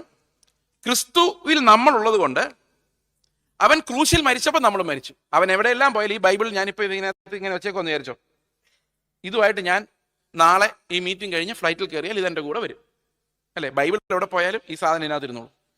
അതുപോലെ കർത്താവ് എവിടെ പോയാലും ടൈമിന് മുമ്പായി തെരഞ്ഞെടുപ്പ്. അതുകൊണ്ട് എന്താ സംഭവിക്കുന്നത് വെച്ച് കഴിഞ്ഞാൽ ടൈം മാറും, എല്ലാം മാറിപ്പോകും. പക്ഷെ ക്രിസ്തുവിലുള്ളവര് അവൻ എവിടെ ഉണ്ടോ അവിടെ എല്ലാം കാണും. ഇതിനാണ് ഈ തെരഞ്ഞെടുപ്പ് എന്ന് പറയുന്നത്. അത് നമ്മുടെ വിശ്വാസത്താലും ഓട്ടത്താലും ആണെന്ന് ചിലർ പറയുന്നു, അത് കർത്താവിന്റെ ഇഷ്ടമാണെന്ന് വേറെ ചിലർ പറയുന്നു. എങ്ങനെയായാലും ശരി, ക്രിസ്തുവിലുള്ളവർ നിത്യജീവനാണ് പ്രാപിച്ചിരിക്കുന്നത്. അത് ആരൊക്കെ ക്രിസ്തുവിലുള്ളതെന്ന് ഇനി നമ്മൾ തന്നെ നമ്മൾ വിശ്വാസത്തിലാണെന്ന് പരിശോധിക്കണം, അത് വേറെ കാര്യം. ഇതാണ് എഫേസ്യർ 2:6 പറയുന്നത്. എഫേസ്യർ 2:6 വായിച്ച്. ക്രിസ്തുയേശുവിൽ നമ്മെക്കുറിച്ചുള്ള വാത്സല്യത്തിൽ തന്റെ കൃപയുടെ അത്യന്ത ധനത്തെ വരുംകാലങ്ങളിൽ കാണിക്കുവാൻ ക്രിസ്തുയേശുവിൽ അവനോടുകൂടി ഉയർപ്പിച്ച് സ്വർഗത്തിലിരുത്തുകയും ചെയ്തു. കാണാൻ പറ്റില്ല, ഇതെല്ലാം കാണാത്ത കാര്യങ്ങളാണ് അവിടെ പറഞ്ഞിരിക്കുന്നത്. വരുംകാലങ്ങളിൽ കാണിക്കാൻ, ഇപ്പൊ കാണിക്കാനല്ല, ഇപ്പം നമ്മൾ വിശ്വാസത്താൽ കാണണം നമ്മൾ സ്വർഗത്തിൽ അവന്റെ കൂടെ ഇരിക്കുന്നത്. ഇതിന് നമുക്ക് തെളിവ് ആവശ്യമാണ്. എന്താണ് തെളിവെന്നറിയോ? ഈ മരിച്ചതിന്റെ തെളിവ് എന്തായിരുന്നു? ആരെങ്കിലും കുത്തിയാൽ നമുക്ക് കുത്തുകൊള്ളൂല. കാരണം എന്താ? മരിച്ച വേദനിക്കില്ല. മരിച്ചവന് വേദനയുണ്ടോ? ഇല്ല. ഞാൻ നിങ്ങളുടെ പ്രസംഗിക്കും എന്നോട് ചത്ത് കിടക്കാന്ന് വിചാരിച്ചോ, നിങ്ങളിവിടെ നിന്ന് എന്നെക്കുറിച്ച് നല്ലത് പറഞ്ഞാലും ചീത്ത പറഞ്ഞാലും ഞാൻ അനങ്ങാൻ പോകുന്നില്ല. കാരണം I am dead and gone, അല്ലേ? മരിച്ചു. ഈ ക്രിസ്തു ഉള്ളിൽ ജീവിച്ചാൽ എന്താ സംഭവിക്കുന്നറിയോ? എന്നോട് ചീത്ത പറയുന്നവനോടെല്ലാം എനിക്കൊരു സ്നേഹം ഉണ്ടാവും. ആ സ്നേഹിക്കുന്ന ഞാനല്ല, പിന്നെ ആരാ? ക്രിസ്തുവാ. ഞാൻ മരിച്ചു, പിന്നെ ആരാ എന്നിൽ ജീവിക്കുന്നത്? ക്രിസ്തുവാ. ക്രിസ്തുവിന് ആരോടും കുശുമ്പും വൈരാഗ്യമൊന്നുമില്ല. എല്ലാവരോടും ക്രൂശിൽ മരിക്കുന്നവരെ സകലരോടും അവന് സ്നേഹമായിരുന്നു. ആ ജീവനാ നമുക്ക് അവൻ തരുന്നത്. അവൻ അനുസരിച്ച് പൂർത്തിയാക്കിയ ഏതു പ്രലോഭനത്തിന് നടുവിലും നീതിയെ പൂർത്തിയാക്കിയ ആ ജീവനാണ് നമ്മുടെ ബലഹീനമായ ശരീരത്തിലേക്ക് വരുന്നത്. അപ്പം വിശ്വാസത്താൽ നമ്മൾ ജീവിക്കുന്ന ആരുടെ ജീവനാ? എൻ്റെ ജീവനല്ല, കർത്താവ് നമ്മളിൽ ഉരുവാക്കിയ ആത്മാവിനാലുള്ള ജീവന്. ആ ജീവൻ തരുന്ന പ്രമാണമാണ് എന്നെ നടത്തുന്നത്, മരണത്തിന്റെ പ്രമാണമല്ല. അപ്പൊ യേശുവിന്റെ കൂടെ നമ്മൾ എവിടെ ഇരിക്കുന്നേ? സ്വർഗത്തിൽ. അതിന് തെളിവെന്താ? ഈ സ്വർഗത്തിലിരിക്കാന്ന് പറഞ്ഞ കുറെ ആൾക്കാർ നടപ്പുണ്ട്. ഒരിക്കലും ഇങ്ങനെ ഏറ്റു പറഞ്ഞത് അതുകൊണ്ട് ഞാൻ സ്വർഗത്തിലിരിക്കുന്നു പറഞ്ഞ ഒത്തിരി ആൾക്കാരാണ്. അങ്ങനെയല്ല അവിടെ പറയുന്നത്. ഈ സ്വർഗത്തിലിരിക്കുന്നതിന് നമുക്ക് തെളിവ് വേണം. എന്താണ് തെളിവ്? കൊളോസി ലേഖനം 3:1 അതിന്റെ തെളിവ്. സ്വർഗത്തിലിരിക്കുന്നവർക്കൊരു തെളിവുണ്ട്. ആകയാൽ നിങ്ങൾ ക്രിസ്തുവിനോടുകൂടെ ഉയർത്തെഴുന്നേറ്റിരിക്കുന്നുവെങ്കിൽ ക്രിസ്തു ദൈവത്തിന്റെ വലതുഭാഗത്തിരിക്കുന്ന ഇടമായ ഉയരങ്ങളിലുള്ളത് അന്വേഷിക്കുന്നു. അപ്പം യേശുവിന്റെ കൂടെ ഉയർത്തെഴുന്നേറ്റവൻ ഒരിക്കലും ഭൂമിയെക്കുറിച്ചല്ല അന്വേഷിച്ചുകൊണ്ട് നടക്കുന്നത്, ഉയരത്തെക്കുറിച്ച് അന്വേഷിച്ചുകൊണ്ട് നടക്കുന്നത്. കർത്താവേ, ഉയരത്തിലുള്ളത് എന്നെ കാണിച്ചു തരണമേ. അവന് വേറൊന്നും പ്രശ്നമില്ല. ഒരു മനുഷ്യനെ കണ്ടാൽ ഇവന്റെ കയ്യിൽ നിന്ന് എങ്ങനെ 5 രൂപ സമ്പാദിക്കാമെന്നല്ല, ഇവൻ എങ്ങനെ സ്വർഗത്തിൽ കർത്താവിന്റെ കൂടെ ഇരുത്താമെന്നുള്ളതാണ്. ഒരു കുറച്ച് പൈസ എൻ്റെ കയ്യിൽ കിട്ടിയാൽ ഇത് എങ്ങനെ ഞാൻ അടിച്ചു പൊളിച്ച് സന്തോഷിക്കാമെന്നല്ല, ഇതെങ്ങനെ വേറൊരാളിലൂടെ ഇത് ദൈവരാജ്യത്തിൽ ഒരു ധനമാക്കി മാറ്റാമെന്നുള്ളതാണ്. കാരണം കർത്താവ് പറഞ്ഞു, നിങ്ങൾ ദരിദ്രർക്ക് വേണ്ടി ചെയ്യുന്നതെല്ലാം സ്വർഗരാജ്യത്തിൽ ചെല്ലുമ്പോൾ അത് പ്രതിഫലമാണ്. എല്ലാറ്റിനും മുകളിലോട്ടൊരു ദൃഷ്ടിയുണ്ടോ? നിങ്ങൾ പോകുന്ന വഴിക്കെല്ലാം, നടക്കുന്ന വഴിക്കെല്ലാം നിങ്ങൾ നിങ്ങളുടെ രാജ്യത്തെക്കുറിച്ചാണ് ആലോചിക്കുന്നത്. അതിന് നിങ്ങൾക്ക് ദൈവം ഒരു ഉറപ്പ് തരേണ്ടതായിട്ടുണ്ട്. കർത്താവ് യേശു ക്രിസ്തുവിൽ നിങ്ങൾ ഉണ്ടെന്ന് നിങ്ങൾക്ക് വിശ്വസിക്കാൻ പറ്റുമെങ്കിൽ, ബൈ ഫെയ്ത്ത്. ചില ആൾക്കാർ വിശ്വാസത്താലുള്ള രക്ഷ എന്ന് പറയുമ്പോൾ പെട്ടെന്ന് ആലോചിക്കുന്നത് എന്നാന്നറിയോ? ഓ, ഞാൻ പെന്തിക്കോസ്തുകാരനാണ്, അല്ലെങ്കിൽ ഞാൻ സ്നാനപ്പെട്ട ആളാണ്, അതുകൊണ്ട് ഞാൻ സ്വർഗത്തിൽ പോകും. ഇത് ഫാൾസ്. അതല്ല ഫെയ്ത്ത്. ഫെയ്ത്ത് എന്ന് പറഞ്ഞാൽ പിന്നെ നിങ്ങളല്ല ജീവിക്കുന്നത്, പകരം ആരാ ജീവിക്കുന്നത്? കർത്താവ് നിങ്ങളിലൂടെ ജീവിക്കുന്ന. അപ്പോൾ വേറൊരു കാര്യം ഉണ്ട്. ഒരൊറ്റ വാക്യം കൂടെ പറഞ്ഞിട്ട് ഞാൻ അവസാനിപ്പിക്കുക. I am hard pressed by time. ഒറ്റ വാക്യം കൂടെ ഞാൻ പറയാം. യേശു ക്രിസ്തുവിൽ നമ്മളുള്ളത് കൊണ്ട് എന്താ ഗുണം? എൻ്റെ വല്യപ്പൂപ്പനിൽ ഞാൻ ഉള്ളതുകൊണ്ട് എനിക്ക് എന്തായിരുന്നു ഗുണം? പുള്ളി സമ്പാദിച്ചതിൻ്റെ എല്ലാ അവകാശം ഞാൻ. ആദമിൽ ഞാൻ ഉണ്ടായിരുന്നതുകൊണ്ട് എന്തായിരുന്നു ഗുണം? ആദം സമ്പാദിച്ച വേണ്ടാത്ത സാധനം എല്ലാം എൻ്റെ തലയിൽ വന്നു. യേശുവിൽ ഞാനുള്ളതുകൊണ്ട് എനിക്ക് എന്താ ഗുണം? എന്താ ഗുണം? അവൻ നേടിയത് മുഴുവൻ എനിക്ക് വേണ്ടിയാണ്. അവന്റെ സമ്പാദ്യത്തിന്റെ ഫുൾ അവകാശത്തിലേക്ക് നമ്മൾ കിടന്നിരിക്കുന്നത്. അതുകൊണ്ടാണ് മക്കളെങ്കിലും അവകാശികളാണ്. എന്തിന്റെ അവകാശികളാ? ദൈവത്തിന്റെ അവകാശികളും ക്രിസ്തുവിനോടുകൂടെ കൂട്ടവകാശികളുമാണ്. എന്തുകൊണ്ടാണെന്നറിയോ? നമ്മൾ അവനിൽ ഉണ്ടായിരുന്നോണ്ടാണ്. ഈ കൂട്ടവകാശം എന്ന് പറയുന്നത് എന്താണെന്നറിയോ? എനിക്കും എൻ്റെ സഹോദരനും എൻ്റെ അപ്പൻ സ്വത്ത് വീതിച്ചു തരുമെന്ന് വിചാരിച്ചോ. അത് ഓരോരുത്തർക്കും കിട്ടുന്ന കൂട്ടവകാശമാണോ ഇൻഡിവിജ്വൽ അവകാശമാണോ? ഇൻഡിവിജ്വൽ അവകാശം. എനിക്കും എൻ്റെ ഭാര്യയ്ക്കും കിട്ടുന്നോ? കൂട്ടവകാശം. അപ്പൊ കർത്താവ് നമുക്ക് ഓരോരുത്തർക്കും കുറെ അവകാശങ്ങൾ വീതിച്ചു തരുമല്ല, അവൻ എന്തെല്ലാം അവകാശങ്ങളുണ്ടോ അതിൻ്റെ എല്ലാം കൂടെ നമുക്കൊരു പങ്കാളിത്ത അവകാശം തരുക ചെയ്യുന്നത്. അവൻ്റെ വീട് നമ്മുടെ വീട്, അവൻ്റെ അപ്പൻ നമ്മുടെ അപ്പൻ, അവൻ്റെ നീതി നമ്മുടെ നീതി, അല്ലേ? 1 കൊരിന്ത്യർ ലേഖനം 1:30 കൂടെ വായിച്ചോ, നമുക്ക് അവസാനിപ്പിക്കാം. ഇനി ഞാൻ വായിപ്പിക്കില്ല. 1 കൊരിന്ത്യർ 1:30. നാമോ അവനാൽ ക്രിസ്തു യേശുവിൽ ഇരിക്കുന്നു. We are in Christ by the Lord. അതിന്റെ റിസൾട്ട് എന്താണെന്നറിയോ? അവൻ നമുക്ക് ദൈവത്തിങ്കൽ നിന്ന് ജ്ഞാനവും നീതിയും ശുദ്ധീകരണവും വീണ്ടെടുപ്പും ആയി തീർന്നു. അവൻ സമ്പാദിച്ച ധനമാണ് നമ്മളെ വിശുദ്ധീകരിക്കുന്നത്, നമ്മുടെ പ്രവൃത്തികളല്ല. നമ്മൾ വിശ്വാസത്താൽ കർത്താവിൽ നിന്ന് പ്രാപിക്കുവോ അവന്റെ ജീവൻ. കർത്താവേ, നീ നടന്ന പോലെ, നീ എങ്ങനെ വേർപെട്ടിരുന്നോ ലോകത്തോട്, അതുപോലെ ഞാനും അതേ ജീവനിൽ വേർപെട്ടിരിക്കുമ്പോൾ എനിക്ക് ലഭിക്കുന്ന വിശുദ്ധിയാണ് സ്വർഗത്തിൽ നിന്ന് വരുന്ന വിശുദ്ധി. That can be given to you only by the Lord, not by your works but by faith. യോഹന്നാന്റെ 17:19 പറയുന്നു, അവരും എന്ന് പറഞ്ഞാൽ യേശുവിലുള്ളവർ, അവരും സാക്ഷാൽ വിശുദ്ധീകരിക്കപ്പെട്ടവർ ആകേണ്ടതിന്, അതായത് നമ്മളെല്ലാം വിശുദ്ധീകരിക്കപ്പെട്ടവർ ആകേണ്ടതിന് ഞാൻ അവർക്ക് വേണ്ടി എന്നെ തന്നെ വിശുദ്ധീകരിക്കുന്നു. When he sanctified himself, he was working for me. അവൻ വിയർത്ത് കുളിച്ച് വിയർപ്പ് തീർന്ന് ബ്ലഡ് ഒഴുകാൻ തുടങ്ങിയ അധ്വാനം, ആ അധ്വാനത്തിന്റെ ഫലം മുഴുവൻ അവനിലുള്ളവർക്ക് അവൻ വീതിച്ചു കൊടുക്കുകയായിരുന്നു. അങ്ങനെ വലിയൊരു അവകാശത്തിന്റെ ഉടമകളായിട്ട് നമ്മൾ മാറുന്നത് it is because of Christ.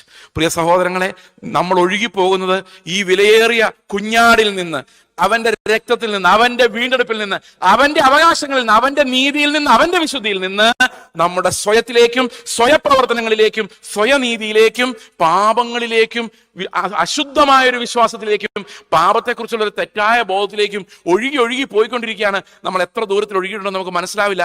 കർത്താവിനോട് നിലവിളിച്ച് പറയാം, കർത്താവേ, ഞങ്ങൾ ഒഴുകിപ്പോകാൻ അനുവദിക്കാതെ നിന്റെ സന്നിധിയോട് ചേർത്തിരുത്തി നിന്റെ കൃപയുടെ ധനത്തിന്റെ പങ്കാളിത്തം എന്താണെന്ന് ഞങ്ങളെ ഒന്ന് ബോധ്യപ്പെടുത്തി തരണം. ഓരോ നിമിഷവും ഞാൻ മരിച്ച് ക്രിസ്തു ജീവിക്കുവാൻ തക്കവണ്ണം ആ വിശ്വാസം ജീവനുള്ള വിശ്വാസമായി, അത് പ്രവൃത്തികളായി, യേശുവിന്റെ പ്രവൃത്തികളായി, നീതിയായി, വിശുദ്ധിയായി വെളിപ്പെടുവാൻ തക്കവണ്ണം നിന്റെ വിശുദ്ധി, നിന്നിലുള്ള അവകാശങ്ങൾ പ്രാപിക്കാൻ തക്കവണ്ണം എൻ്റെ അകക്കണ്ണ്, ഹൃദയദൃഷ്ടി നീ പ്രകാശിപ്പിക്കണം. നമുക്ക് പ്രാർത്ഥിക്കാം. ഒരു നിമിഷം. ഞങ്ങളുടെ സ്വർഗസ്ഥ പിതാവേ, അങ്ങയുടെ മുമ്പിൽ അങ്ങയുടെ പുത്രനിലൂടെ അല്ലാതെ ഞങ്ങൾക്ക് വരുവാൻ യാതൊരു വഴിയുമില്ല കർത്താവേ.